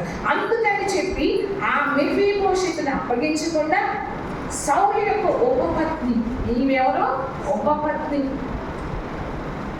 2 కుమారులు ఇంకా లేరు, భర్త అంటే ఉపపత్ని భర్త అయిన సౌలు లేరు, చనిపోయారు. 2 కుమారులు ఉరిదీయబడ్డారు. ఇంకెవ్వరు లేరు, ఆధారం లేదు. అప్పటి వరకు సౌలు ఉన్నంతకాలము ఆ రాజమహల్లో ఒక రాణిగా, అంటే ఉపపత్ని అయిన మంచి సౌకర్యాలు అన్నీ ఉంటాయి కదా, అలా జీవించిన ఆమె ఈ రోజున భర్త లేడు, 2 కుమారులు. చూడండి, అక్కడ గిబియోనుకు అప్పగించేశారు. సౌలు యొక్క కుమార్తె మెరాబు, మీకాలు కాకుండా మెరాబు అని ఒక ఆమె యొక్క 5 కుమారులను ఈ రిస్పా ఉపపత్ని అయిన సౌలుకు ఉపపత్ని అయిన రిస్పా 2 కుమారులని అప్పగించేశాడు దావీదు.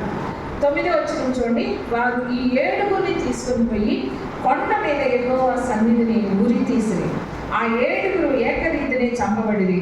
కోత కాలమున ఎవ్వల కోత ఆరంభమందు వారు మరణమైరి. ఎప్పుడు మరణమయ్యారంట? కోత కాలమున ఎవ్వల కోత ఆరంభంలో వారు మరణమైరి. అయ్యా కుమార్తె రిస్పా గోనె పట్ట తీసుకొని కొండ పైన పరుచుకొని కోత కాలారంభం మొదలుకొని ఆకాశము నుండి వర్షము ఆ కళేవరముల మీద కురి వరకు అచ్చటనే ఉంది. పగలు ఆకాశ పక్షులు వాటి మీద వాలకుండాను, రాత్రి అడవి మృగములు దగ్గరికి రాకుండాను వాటిని కాచుచుండగా. ఏం చేస్తుంది? తల్లి ప్రేమ చూడండి. తల్లి ప్రేమ చనిపోయిన తరువాత కూడా ఉరి తీయబడ్డారు వాళ్ళు, కుమారులు ఇద్దరు. సుమారు కోతకాల ఆగమం మొదలుకొనిండా ఆకాశము నుండి వర్షము ఆ కలేబుల మీద కురి వరకు అచ్చటని ఉందంటే సుమారు 5-6 నెలలు అక్కడే ఉంది. తల్లి ప్రేమ చూడండి. చనిపోయిన తర్వాత కూడా వాళ్ళు గురి తీయబడ్డారు, అలాగనే ఉండాలి. వాళ్ళు ఏం చేయలేదు, రివ్యూలు ఏమి చేయలేదు, తీసి మళ్ళీ సమాధి చేయడం కానీ అలా ఏమీ చేయలేదు. కానీ ఆ తల్లి ఏం చేస్తుందంటే, ఇప్పుడు చనిపోయినప్పుడు గురి తీస్తే వాళ్ళ మీదకి ఆకాశ పక్షులు వస్తాయి కదా, నైట్ టైంలో కొండ మీద స్త్రీగా ఒక్కటి ఎలా ఉందో తెలియదు, పగలు రాత్రి. గుర్తుపెట్టుకోండి, ఒక తల్లి ప్రేమ గురించి చెప్తున్నా. ఒక తల్లి ప్రేమ బిడ్డలకు ఉండదు. ఆ తల్లి ఏం చేసిందంటే, పగలు ఆకాశ పక్షులు వాటి మీద వాలకుండా. అంటే ఏంటి? పగలంతా కాపలానే కదా, పగలంతా కాపలా కాస్తుందా లేదా? చనిపోయి ఇంకా పోతే పోయిందని వదిలేసి వెళ్ళకుండా ఆ శవాల మీద పక్షులు వాడకుండా పగలంతా కాపలా. రాత్రి టైంలో అడవి మృగాలు వాళ్ళని తినేయకుండా రాత్రంతా కూడా తన్ని తాను కాపాడుకోవాలి. మళ్ళీ కొడుకుల మీదకి రాకుండా వాళ్ళని ఏది చచ్చిపోయిన ఆ తల్లి ప్రేమ ముందు ఎవరి ప్రేమ సాగేది చెప్పండి? చచ్చిపోకముందు కాదు, బతికున్నప్పుడు కాదు ప్రేమ, చచ్చిపోయిన తర్వాత కూడా ఆమె ప్రేమ చూడండి. తన కన్న బిడ్డలు చచ్చిపోయిన తర్వాత కూడా వాటి మీద ఆకాశ పక్షులు వాలకూడదు, నా బిడ్డని తినేయకూడదు.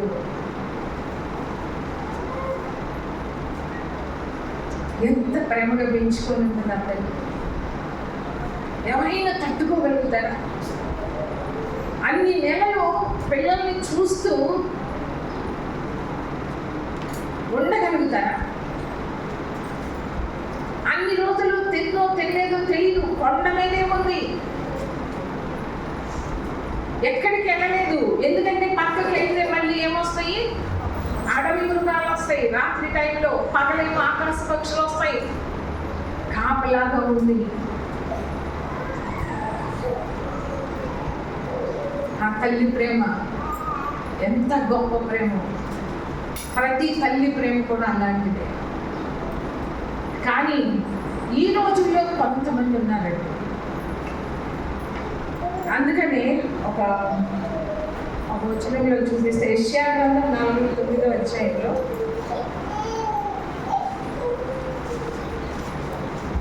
49వ అధ్యాయం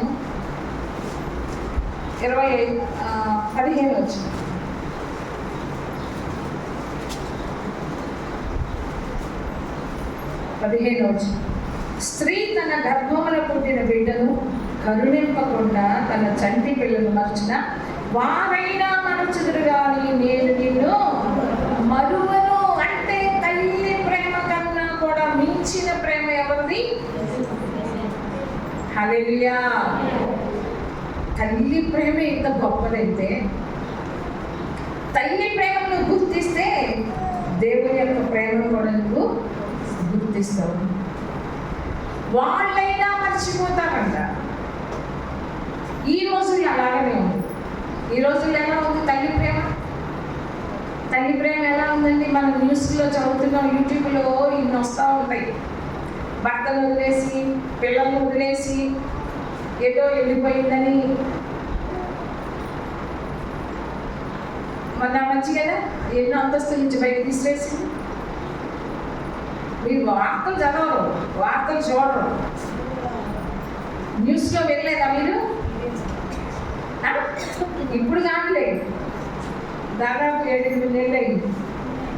వాళ్ళు వచ్చి ఇంటర్వ్యూ కూడా చేస్తున్నారు కదా, అమ్మాయి నువ్వు ఎందుకు ఇష్టేసావమ్మా అని.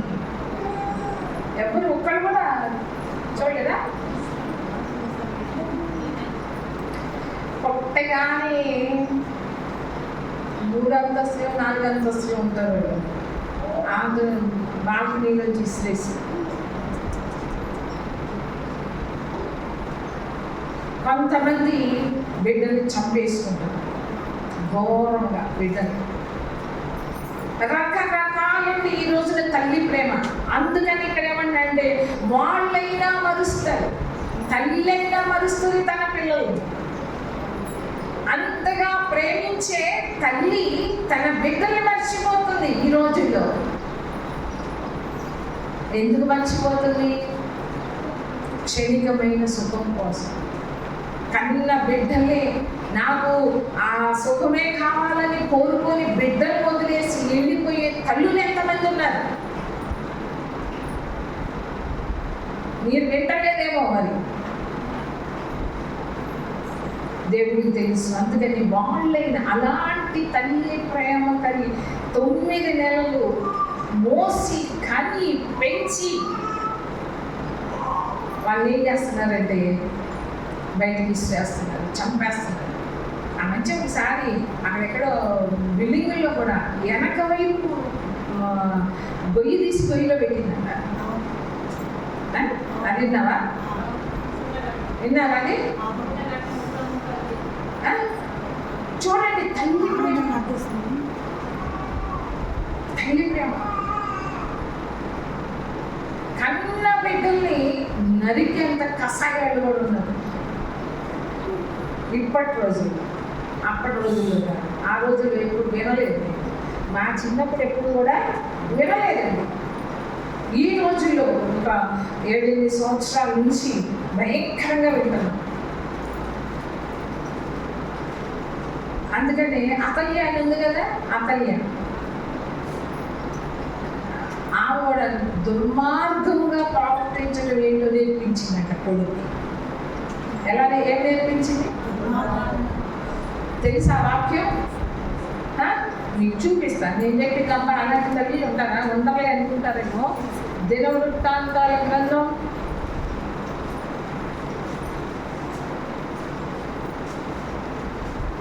2వ దినవృత్తాంతాలు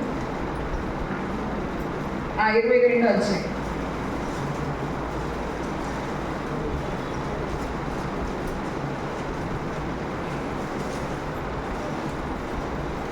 రెండవ వచనం ఉంది.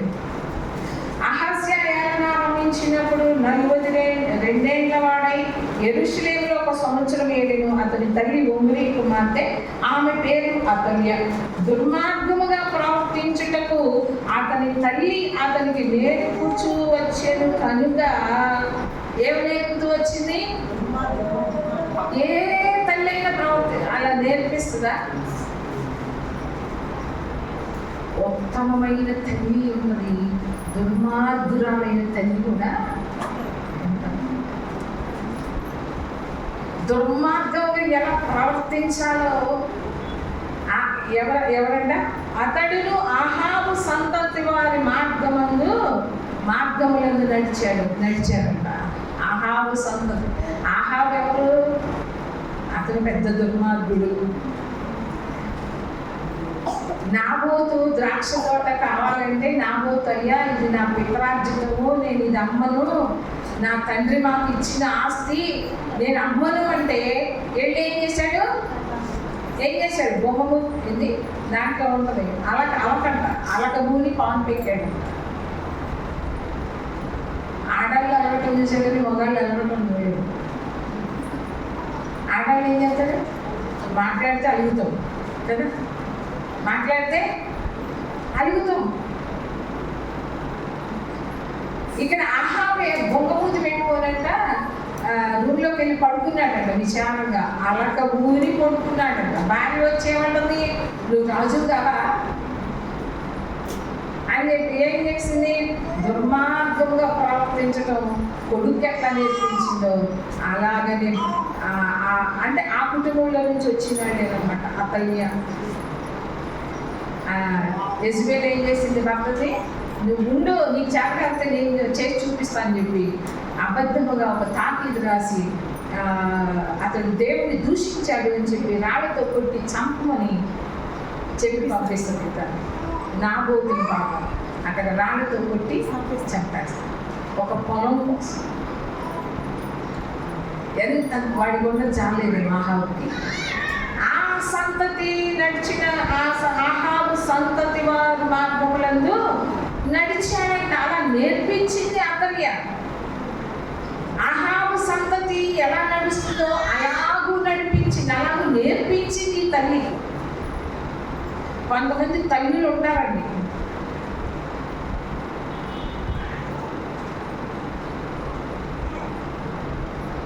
బాధ్యత అప్పగించాడు.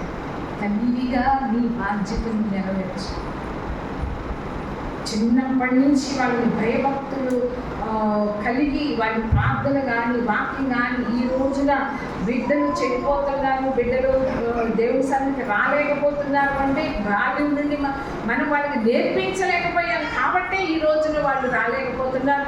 అంతేకాదు ఈ రోజున ఎదురు తిరిగి ఈరోజు రారా చర్చికంటే నువ్వు వెళ్ళు, నీకెందుకు నేను రాను అని ఆఖరికి కొట్టేవాళ్ళు కూడా ఉన్నారు ఈ రోజున మన చర్చిలో. తల్లిదండ్రుల మాట వినకుండా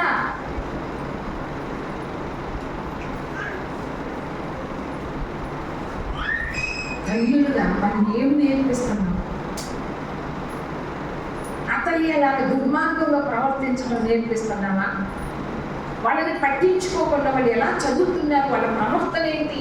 జ్ఞానం గల స్త్రీ ఏం చేస్తుందంట? తన ఇంటి వారి నడతలను బాగుగా కనిపెడతా ఉంటుందంట, బాగా కనిపెడతా ఉంటది.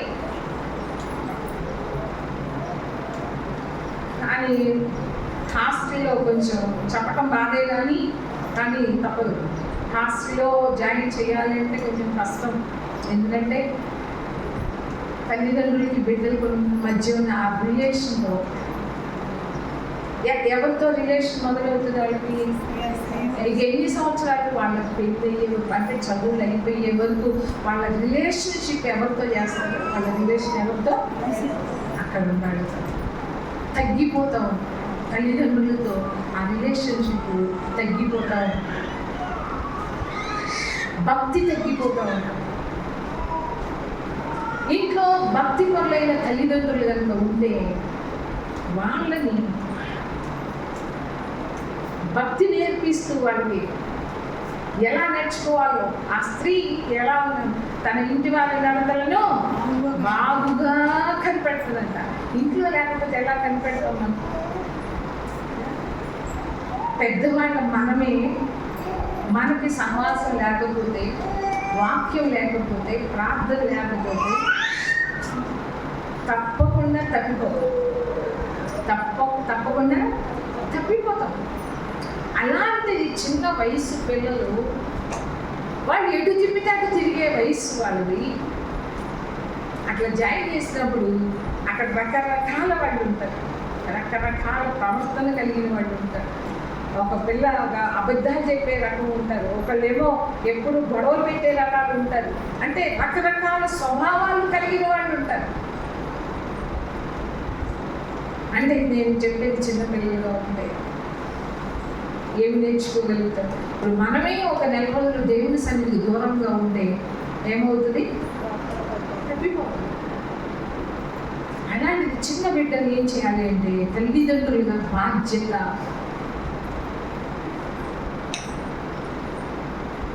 ఈ తల్లి అంటే ఇంట్లో ఉంటే మనం నేర్పించగలుగుతాం, హాస్టల్లో ఉంటే ఏమైనా నేర్పిస్తావా?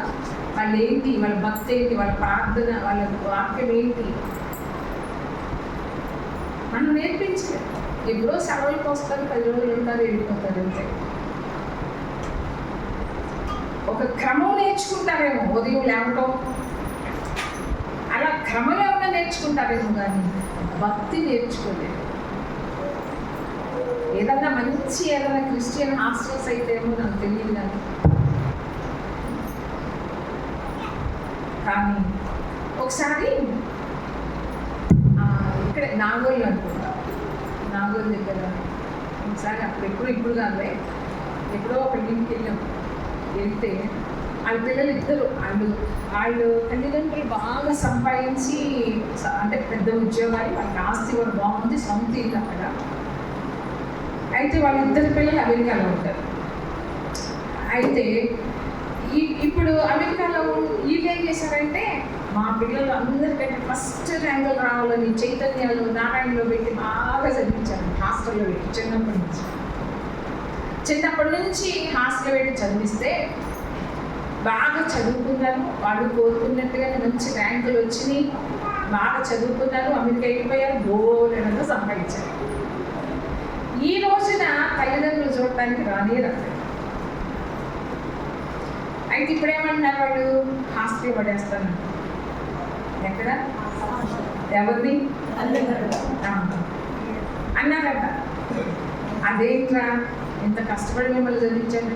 అవును, నువ్వు మమ్మల్ని చిన్నప్పటి నుంచి హాస్టల్లో పెట్టలేదా?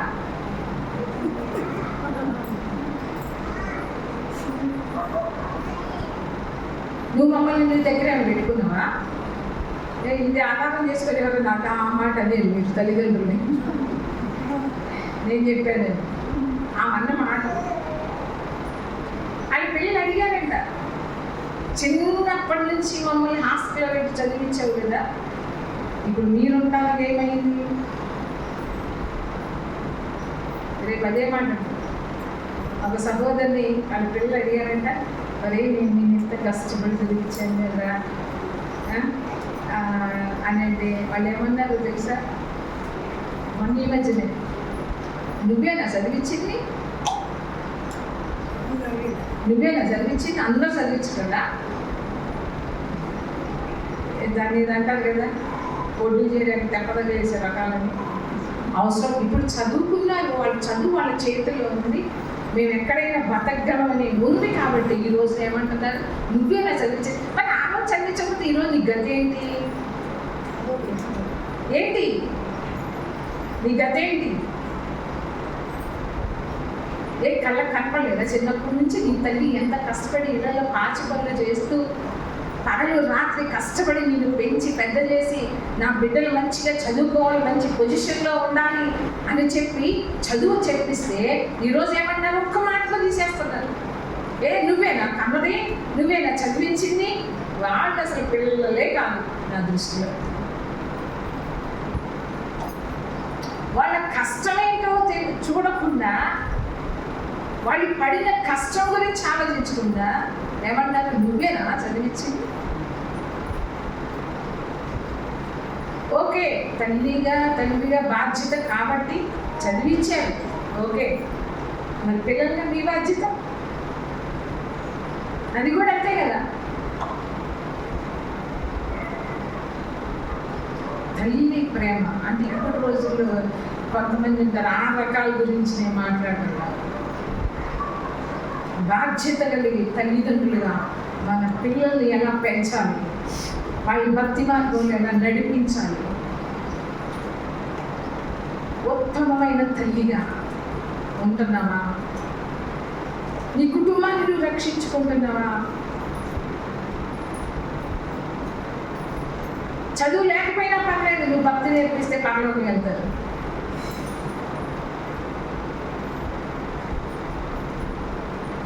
దేవుడు లేకపోతే నువ్వు ఎంత పెద్ద చదువులు చదివించినా సమస్తం వ్యర్థమే. దేవుణ్ణి నువ్వు ఆస్తిగా, ఆయనే తల్లిగా ఉంటాడు. నువ్వు ఎక్కడో ఉండొచ్చు, నీ బిడ్డలు ఎక్కడో ఉంటారు, వాళ్ళకి తల్లిగా తండ్రిగా దేవుడు ఉంటాడు. వాళ్ళైనా మరుస్తారమ్మా, తల్లులైనా మరుస్తారు, కానీ నేను మాత్రము నిన్ను మరువను. హల్లెలూయా! ఎంత గొప్ప వాగ్దానం! తల్లి ప్రేమ కన్నా తల్లికి మించిన ప్రేమ యేసయ్యది. చూడు, నేను నా అరచేతుల మీదే చెప్పుకున్నా. యెషయా గ్రంథంలో 49:9 ఏమన్నాడు? చూడు నా చేతుల్లోనే మిమ్మల్ని నేను చిక్కుకున్నా.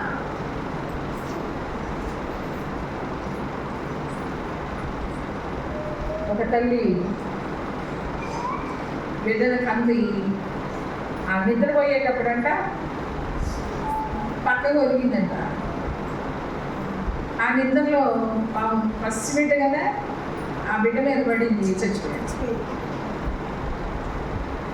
వాళ్ళైనా అజాగ్రత్తగా ఉంటారేమో, కానీ యేసు ప్రభువు అన్నాడు, చూడు నేను నా చేతుల్లో చెక్కున్నాను. వాళ్ళైనా మర్చిపోతారేమో, వాళ్ళు నిద్రపోతూ వాళ్ళైనా మర్చిపోతారేమో, కానీ నేను నిన్ను ఎన్నటికీ మరువను. హల్లెలూయా. ఒకరి తల్లి వారిని ఆదరించినట్లుగా నేను మిమ్మల్ని ఆదరిస్తాను. ఒక తల్లి ప్రేమ ఎలాంటిదో నీకు గుర్తుకొస్తే అంతకన్నా మించిన ప్రేమ యేసు ప్రభువుదని నువ్వు గుర్తిస్తావు. హల్లెలూయా. చూడండి, పిల్లలుగా నేను చెప్పేది, ప్రతి ఒక్కళ్ళు కూడా వాళ్ళ తల్లిదండ్రుల గురించి ఆలోచించాలి. పెద్దవాళ్ళు కూడా వాళ్ళ తల్లిదండ్రుల గురించి ఆలోచించాలి.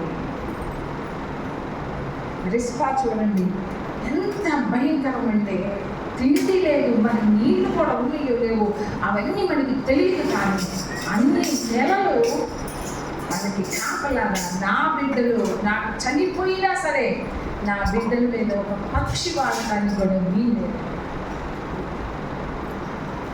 అడవి మృగాలు వచ్చి తినటానికి వీల్లేదు అని చెప్పి మరి పగలు రాత్రి కాపలా ఉందండి. ఒక తల్లి చచ్చిపోయిన బిడ్డలకి కాపలాగా ఉంది. అక్కడ ఉపపత్నిగా, సౌలుకి ఉపపత్నిగా ఉన్న రిస్పా, బిల్డింగుల్లో పెద్ద బిల్డింగుల్లో ఉన్న రిస్పా, అన్ని సౌకర్యాలు కలిగి ఉన్న రిస్పా ఈ రోజున కొండ మీద తన బిడ్డల కొరకు ఏమీ లేకుండా దిక్కుమాలిన స్థితిలో, క్రూర మృగాలకు కూడా భయపడకుండా వస్తాయి కొండ మీద, వాటికి కూడా భయపడకుండా, వాళ్ళు ఎలాగో చచ్చిపోయారు, అమ్మో నన్ను కూడా తినేస్తాయేమో అని అక్కడి నుంచి వెళ్ళలేదు, భయపడలేదు ఆ తల్లి. తన బిడ్డల్ని కాపాడుకుంటూ ఎప్పటి వరకు అంటే చూడండి 11వ వచనంలో, వాటిని కాచుచుండగా అయ్యా కుమార్తె రిస్పా అను సౌలు ఉపపత్తి చేసినది దావీదునకు వినబడింది. కాబట్టి దావీదు పోయి సౌలు ఎముకలను, అతని కుమారుడైన యోనాతాను ఎముకలను యాబేష్ గిలాదు వారి యొద్ద నుండి తెప్పించారు. ఫిలిస్తీయులు గిల్బోవలో సౌలును హతము చేసినప్పుడు వారు సౌలును యోనాతానును బేషాను పట్టణం వీధిలో వేలాడగట్టగా యాబేష్ గిలాదు వారు వారి ఎముకలను అచ్చడి నుండి దొంగిలి తెచ్చింది. కావున దావీదు వారి యొద్ద నుండి సౌలు ఎముకలను, అతని కుమారుడైన యోనాతాను ఎముకలను తెప్పించింది. రాజాజ్ఞను బట్టి ఉరి తీయబడిన వారి ఎముకలను జనులు సమకూర్చింది. సౌలు ఎముకలను, అతని కుమారుడైన యోనాతాను ఎముకలను బెన్యామీనుల దేశంలో చేరిన సెలాలో ఉన్న సౌలు తండ్రి కీషు సమాధి యందు పాతిపెట్టింది. రాజు ఇలాగూ చేసిన తరువాత దేశముఖంలో చేయబడిన విజ్ఞాపనను దేవుడు అంగీకరించాడు. ఎప్పుడు అంగీకరించాడు? ఇవన్నీ చేసిన తర్వాతనే అంగీకరించాడంట. అప్పుడు కరువు ఆగింది. జాగ్రత్త. ఇప్పుడు సౌలు చేసింది ఎవరి మీదకి వచ్చింది? ఎవరి మీదకి వచ్చింది? బిడ్డల మీదకి వచ్చింది. దాన్ని ప్రాయశ్చిత్తం చేసే వరకు కూడా, దోష నివృత్తి చేసే వరకు కూడా ఆ కరువు తీరలేదు, పోలేదు. ఇక్కడ ఏమన్నది? వారి ఎముకలను జనులు సమకూర్చారంట. అంటే ఏంటి? అంటే ఏంటి చెప్పండి? ఎముకలను సమకూర్చడం అంటే ఏంటి? అక్కడ ఎవరున్నారు? ఎముకలు ఉన్నాయా? లేకపోతే 4 నెలలకి 4-5 నెలలకి మీరు అక్కడ చూడండి, రాజాజ్ఞని బట్టి ఉరి తీయబడిన వారి ఎముకలను జనులు సమకూర్చారు. హల్లెలూయా. ఏంటి ఉరి తీయబడిన వారి ఎముకలు అంటే? ఎలాడుతూ ఉన్నారు, ఆ మాంసము అదంతా పోయిందా లేదా? అప్పటి వరకు ఉందంట విశ్వాసం. వాళ్ళు తీసుకెళ్ళి సమాధి చేసే వరకు కూడా ఆమె అక్కడ కాపలాగానే ఉంది. అంటే సమాధి చేయబడాలి, సమాధి చేయబడాలి. సరిగ్గా సమాధి చేయబడకపోతే అది మంచి దేవుడే మంచి వాళ్ళకేమో, అంటే మంచి రాజులేమో రాజుల సమాధుల్లో సమాధి చేయబడ్డారని ఉంటారు వాక్యాలలో. సమాధి చేయబడే వరకు కూడా తన బిడ్డల దగ్గర కాపలాగా ఉంది. ఎలాంటి తల్లి ప్రేమ గుర్తించారు. ప్రతి ఒక్కరు బిడ్డలకి తల్లిదండ్రుల మీద ఉండదు. తల్లిదండ్రులు ఎంత కష్టపడి వాళ్ళని చదివించారు. అది పెద్దగా వీళ్ళు ఏమంటారు, అది వాళ్ళ బాధ్యత, అందుకనే వాళ్ళు చేశారు. అసలు నేను ఎవరు రమ్మన్నారంటారు కొంతమంది ఉంటారు. అసలు నేను ఎవరు రమ్మన్నారంటారు. ఎంత తెలివి తక్కువగా మాట్లాడతారో చూడండి. అలాంటి తల్లులు కొంతమంది, అలాంటి తల్లులు, ఈ తల్లి యొక్క ప్రేమ చూస్తే ఎవరిలో లేదు. అలాంటి ప్రేమ ఉండదు. మిగతా తల్లి ఉన్నారు, చాలా మంది ఉన్నారు. కానీ ఈ తల్లి చేసింది చూడండి. ఆ బిడ్డలు సమాధి చేయబడే వరకు కూడా అక్కడనే ఉంది, కాపలాగా ఉంది. అది తల్లి ప్రేమ. కొంతమంది ఏమంటారు, ఇరుగు పొరుగు వాళ్ళు ఏమంటారు, స్నేహితులు కానీ బంధువులు కానీ, చచ్చినాడు ఎలాగో చచ్చారు కదా, నువ్వెందుకు అక్కడ ఉండడం అంటారా లేదా? అదే స్థితిలో ఎవరు ఉండాలనుకో మనం అనమా అంటాం.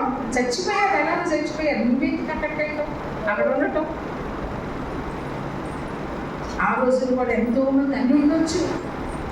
కొంతమంది కొద్ది రోజులు ఉండొచ్చు ఆమె దగ్గర, ఎప్పుడు ఉండలేదు కదా. ఎన్నో చెప్పినప్పటికీ ఆ తల్లి వినలేదు. బిడ్డలకి కాపలాగా ఆ తల్లి ప్రేమ ఎంత గొప్ప ప్రేమ చూడండి. ఇప్పుడు తల్లిదండ్రులుగా మన బాధ్యతలు మనం చేస్తున్నామా? కొంతమంది పిల్లల చదువు విషయంలో చాలా నిర్లక్ష్యం చేస్తారండి. ఓళ్ళకి దిగుతారు కానీ బాగా దిగుతారు. పిల్లల చదువులైనా లేకుంటే వాళ్ళకి ఏదైనా ఎగ్జామ్స్ అయినా కూడా పట్టించుకోరు. ముందు అవి ముఖ్యం అని చెప్పి నేను ఎగ్జామ్స్ ఈరోజు కాబట్టి రేపు క్లాస్కి ఎగ్గొడతా ఉంటారు. చదువు ఎలా వస్తుందండి? నీ బిడ్డల జీవితాన్ని నువ్వు చేతిలాగా పాడు చేస్తున్నావు. బిడ్డల భవిష్యత్తు ముఖ్యం. నీ దగ్గర ఉంచుకున్నప్పుడు చదువు చూడాలి, వాళ్ళ భక్తిని చూడాలి, అన్నీ నువ్వు నేర్పించాలి. అది బాధ్యత.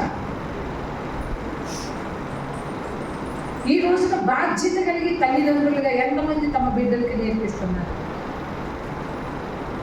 చదువులు కావచ్చు, భక్తి కావచ్చు, మంచి అలవాట్లు కావచ్చు. ఆ స్త్రీ తన ఇంటి వారి నడకలను బాగుగా కనిపెడతా ఉన్నాను. అసలు నా కొడుకు ఏం చేస్తున్నాడు, ఎక్కడికి వెళ్తున్నాడు. కొంతమంది చెప్పని కూడా చెప్పరండి తల్లిదండ్రులకి. ఎవరు వస్తారు, ఎక్కడికి వెళ్ళేది చెప్పరు, ఏం చేసేది చెప్పరు. నీకెందుకు నేను ఎక్కడికి వెళ్తే అని మాట్లాడేవాళ్ళు చాలా మంది ఉన్నారు. జాగ్రత్త. నీ తల్లిదండ్రులు ఎలాంటి వాళ్ళు అయినా సరే నువ్వేం చేయాలి? విధేయత చూపించాలి. గుర్తుపెట్టుకోండి, సౌలు యొక్క పాపాన్ని బట్టి ఆ కుటుంబంలో 7 ఉరి తీయబడ్డారు. ఆ కుటుంబానికి వచ్చిందా రాలేదా? జాగ్రత్త. మనము మన పిల్లలకి ఏమి ఇవ్వాలి? ఆశీర్వాదం ఇవ్వాలి. ఆశీర్వాదం ఇవ్వాలి కానీ శాపం ఇవ్వకూడదు. ఎన్ని కుటుంబాలండి, ఎన్ని కుటుంబాలు ఈ రోజుల్లో క్రైస్తవ కుటుంబాలేనండి, మళ్ళీ అన్యుల కుటుంబాలు కాదు, క్రైస్తవ కుటుంబాలు. ఎన్ని కుటుంబాలు దెబ్బతింటున్నాయో చూడండి. తల్లి ఎక్కడ ఏ కుటుంబంలోనైనా చూడండి, తల్లిదండ్రులు బాగుంటేనే బిడ్డలు కూడా మంచిగా నేర్చుకుంటారు, మంచి అలవాట్లు కానీ మంచి పద్ధతులు కానీ ఏదైనా వస్తాయి. భక్తే కావచ్చు, ఏదైనా కావచ్చు, వాళ్ళు తల్లిదండ్రులు చూసి నేర్చుకునే విధంగా ఉండాలి. ఈరోజు అలా ఉన్నామా తల్లిదండ్రులుగా? మనం ఎలా ఉన్నాం? వాళ్ళ ముందే అన్నీ.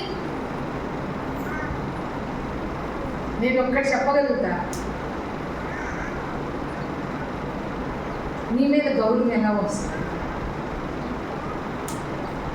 బిడ్డలకి మీ మీద గౌరవం ఎలా వస్తుంది? ఎప్పుడు ఇంట్లో గొడవలు పడుతూ ఉన్నారు అనుకోండి తల్లిదండ్రులుగా, నీ బిడ్డలకి నీ మీద గౌరవం ఉంటుందా? ఎప్పటికీ ఉండదు. పైన ఉండొచ్చు, పైకి మంచిగా మాట్లాడవచ్చు, ఎప్పటికీ ఉండదు. ఇంకా మీరు మనం పెద్దలు అయ్యే కొద్దీ వాళ్ళకి ఇంకా ఇంకా ఎక్కువైపోతుంది ఆ ద్వేషం. క్రైస్తవులుగా మనం బతికేది కొద్ది కాలమే. ఇక్కడ కొద్ది కాలం బతికేదానికి ఎందుకు ఇంట్లో సమాధానం లేకుండా అక్క చెల్లెళ్ళు కావచ్చు, అన్నదమ్ములు కావచ్చు, తల్లి బిడ్డలు కావచ్చు, భార్య భర్తలు కావచ్చు, ఎవరైనా సరే అది రేపు నువ్వు పరలోకం వెళ్ళకుండా ఆటంకం తీసుకొస్తుంది కదా. ఆటంకం అవునా కదా? చెప్పండి అమ్మా. ఆటంకం. కాబట్టి ప్రతి ఒక్కళ్ళు కూడా, అంటే ఎవరి కాళ్ళు భర్త సరి చేసుకోవాలి, భార్య సరి చేసుకోవాలి, ఎవరి కాళ్ళు ఏం చేయాలా? సరి చేసుకునే వారిగా ఉండాలి. క్రైస్తవ కుటుంబాలు ఏముండాలి? ప్రేమ. ఇప్పుడు ఎప్పుడు ఒకే మాట చెప్తా, ఏంటి? యేసుప్రభు ఏమన్నాడు? నేను మిమ్మల్ని ఎలా ప్రేమించాను అలాగని మీరు ఒకరినొకరు ప్రేమించుకోవాలి. శత్రువులు ప్రేమించమంటున్నాడు దేవుడు, హింసించే వారి కొరకు ప్రార్థన చేయమంటున్నాడు, వాళ్ళని దీవించమంటున్నాడు. ఆ మనస్సు కలిగి ఉంటేనే మనము క్రైస్తవులము. ప్రేమ లేకపోతే క్రైస్తవులము కానే కాదు అని దేవుని వాక్యం చెప్తుంది. బైబిల్ అంతటికి ఒక్కటే, ప్రేమ. ఎవరైనా అత్త కోడళ్ళైనా, కోడలు అత్త అయినా, తోడు కోడళ్ళైనా, ఆడబిడ్డలైనా, ఎవరైనా సరే వాళ్ళ మధ్య ఏముండాలి? ప్రేమ లేకపోతే, ఇప్పుడు యేసుప్రభు ఏమన్నాడు? మిమ్మల్ని చూస్తే మీలో నన్ను చూడాలంటాడు. మళ్ళీ ఎవరిని చూడాలా? ఏమా మళ్ళీ ఎవరిని చూడాలా? యేసుప్రభు యొక్క ప్రేమ మనలో నుంచి బయటికి రావాలి. అది లేనప్పుడు అసలు మన భక్తి ఏదో అసలు సమస్తం వ్యర్థమై అసలు పరలోకం కూడా వెళ్తామో వెళ్ళమో ఆలోచించుకోండి. అందుకనే దేవుడు అక్కడ వస్తుంది. అందుకనే సరి చేసుకోండి, ఇవన్నీ మనకు వద్దు. పరలోకంకి వెళ్ళినాక నీ అమ్మటే రాదు ఎవరో కూడా. మొన్న ఎవరో పడినారు భార్య భర్తలో అందంటే, దేవుడు అక్కడ వస్తుంది, నువ్వు సరి చేసుకో, నువ్వు విడవబడతావంటే నీ చెక్కు పట్టుకొని వస్తాను అన్నాడు. మొన్నే ఏమన్నాడు?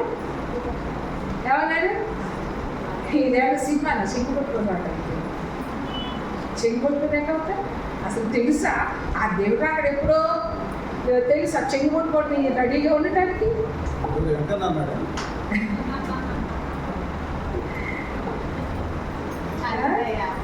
చెంగు పట్టుకొని వస్తానన్నాడంట. సెకండ్ అట్లా కళ్ళు మూసి కళ్ళు తెరిచేసరికి ఒక్కసారి ఇట్లా మూసి తెరిచేసరికి దేవుడు అక్కడ వస్తుంది అనుకోదు. ఎప్పుడు చెంగు పట్టుకుంటావు? నువ్వు నిద్రలో ఉన్నప్పుడు కూడా చెంగు పట్టుకుంటావా? పనికి వెళ్ళినప్పుడు కూడా చెంగు పట్టుకుంటావా? అట్లాంటి వాళ్ళు ఉన్నారు. అందుకని ఈ లోకంలో మనం ఏం చేయాలంటే, దేవుడు ఒక ఇంట్లో ఉంచాడు, ఒక బంధం పెట్టాడు, అంతవరకే నీ దగ్గర నువ్వు చెయ్యి. కానీ పరలోకానికి ఆటంకంగా ఏది ఉండకూడదు. పరలోకానికి వెళ్లకుండా నిన్ను ఆటంకపరిచేది ఏంటి అని చూసుకొని సరి చేసుకున్నాం. మనం మారాలి, మన బ్రతుకులు మారాలి, మనం సరి చేసుకుంటూ మనం సిద్ధపడుతూ అనేకులు సిద్ధపరిచే వారిగా ఉన్నాం. దేవుడి వాక్యం దీవించి ఆశ్రయించుగాక. అలాంటి కృప దేవుడు మనందరికీ దయచేయుగాక. ఆమేన్.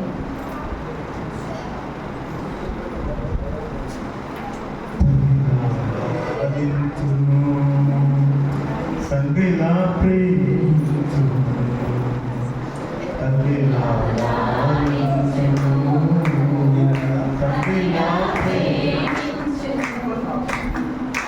మునియచ్చు వరకు ఎత్తుకొని ముద్దాడును చంద్ర పెట్టుకొని కాపాడును యేసయ్యా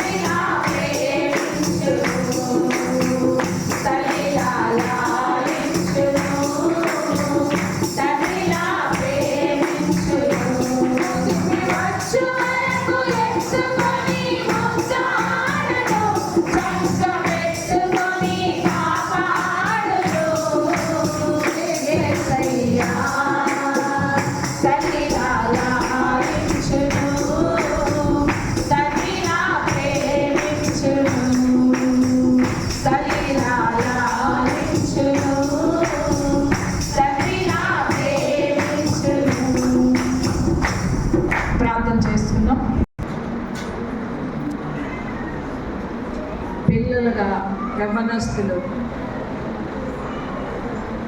తల్లిదండ్రులు ఎంత కష్టపడి చదువులు చెప్పిస్తున్నారు, మమ్మల్ని పోషిస్తున్నారు. ఒక తల్లి తన బిడ్డను ఎన్ని సంవత్సరాలైనా పోషించగలదు, వాళ్ళని సంరక్షించగలదు. కానీ బిడ్డలు ఎప్పుడూ కూడా తల్లిదండ్రులు బరువే.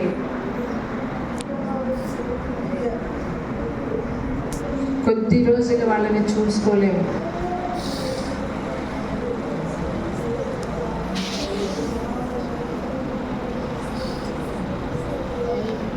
ఎవరైనా ప్రార్థన చేయండి.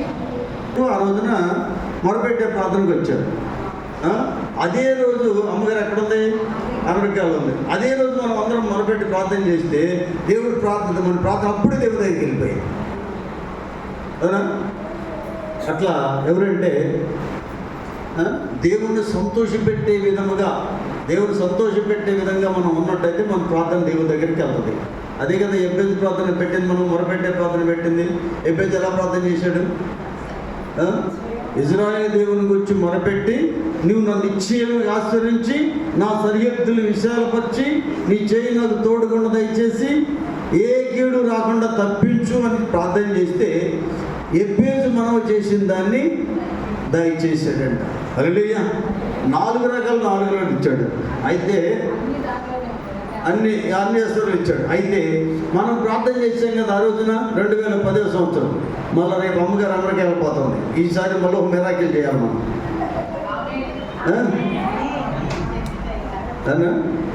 మిరాకిల్ చేయాలి. మిరాకిల్స్ ఎప్పుడు చూస్తాం మనం? దేవుణ్ణి సంతోషపెడితే, దేవుడు కన్నా మనం సంతోషపెడితే మన దేవుని మన ప్రార్థన అంటాడు. దేవుని సంతోషపెట్టేవారు కనుక అయితే మన అవసరాలు అయితే దేవుని సన్నిధిలో కనుక కన్నీటితోటి కనుక మొరపెట్టి ప్రార్థన చేస్తే తప్పకుండా మన ప్రార్థన దేవుడు ఆలకిస్తాడమ్మా. ఓకేనా? ఆలోచించాడు. ఎబ్బేజు కూడా మళ్ళీ అంటాడే కదా. కానీ ఏం చేశాడు? తన సహోదరుల కంటే ఘనత పొందినవాడుగా ఉన్నాడు. అంటే దేవుని నామాన్ని ఘనపరిచాడు. కన్నా ఏం చేశాడు? ఆయన్ని దేవుని నామం అంటే దేవుని సంతోషపెట్టాడు. దేవుని సంతోషపెట్టాడు కాబట్టి ఆయన ఏం చేశాడు? వాళ్ళ యొక్క బంధువులందరిలో కూడా గొప్పవాడిగా చేశాడు. మనము కూడా దేవుని సంతోషపెట్టి మన బంధువర్గంలో అన్ని ఉన్నతమైన స్థానంలో నిలబెడతాడు. హల్లెలూయా. అవునా? జాగ్రత్త. ఇప్పుడు దాకా నేను దేవుని సంతోషపెట్టలేదేమో, ఇక్కడి నుంచైనా దేవుని సంతోషపెట్టాలన్నటువంటి ఒక పట్టుదల ఉంది. ఏ పాట పాడతారు? ఏం పాట? నా ప్రాణము నాకు ఇచ్చాను కదా. నేను పాడమ్మా, పాడసాలి పాడు. నా ప్రాణం ఉన్నంత వరకు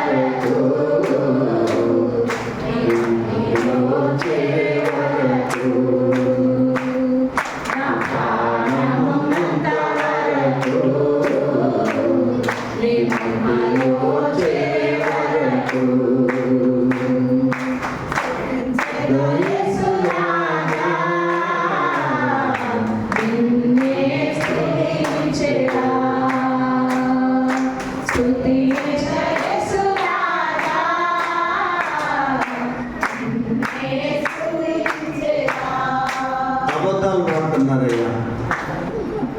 యేసయ్య అబద్ధాలు పాడుతున్నారయ్యా. ఇక్కడ అబద్ధాలు కదా మీరు పాడింది, అవునా కదా? మరి ప్రార్థన ఎలా వింటాడమ్మా? నా ప్రాణం ఉన్నంత వరకు, మట్టిలో చేయే వరకు నిన్ను ఘనపరుస్తాను, నీ నామాన్ని ఘనపరుస్తాను, నిన్ను సంతోష పెడతాను, నేను మట్టిలో చేరేంతవరకు నేను సంతోష పెడతాను అని ఊరికి పాటలు పాడటం కాదు, మాటల్లో కాదు, చేతల్లో చూపించాలి. అప్పుడు మనం మొరపెడితే దేవుడు ప్రార్థన ఆలకిస్తాడు. అమ్మా, ఈ సత్యాన్ని తెలుసుకోండి అమ్మా.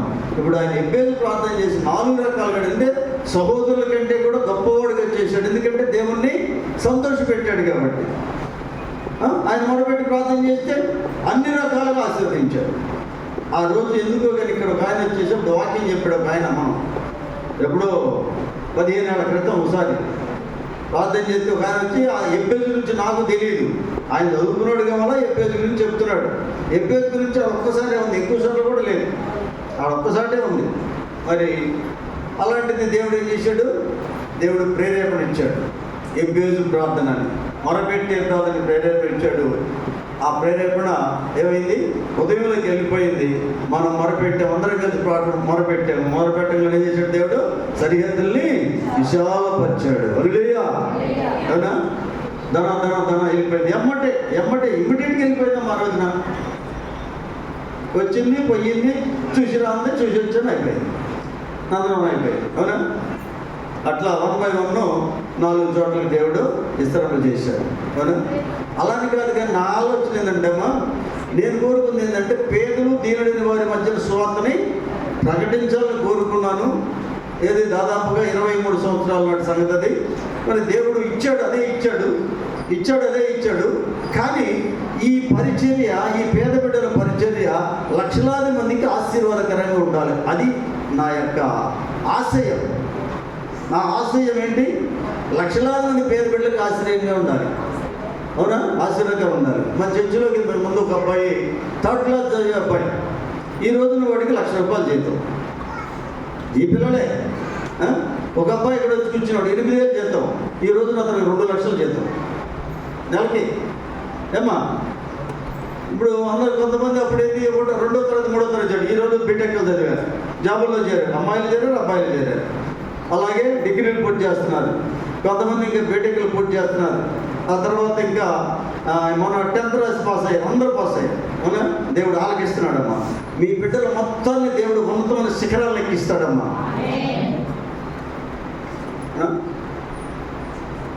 నేను ప్రార్థన చేస్తున్నాను, నేను మొరపెడుతున్నాను. నా బిడ్డలు, నా మనసంతా అందరూ కూడా ఉన్నత శిఖరాలు ఎక్కాలని ప్రార్థన చేస్తాము. అంటే దేవుని నామాన్ని ఉన్నతమైన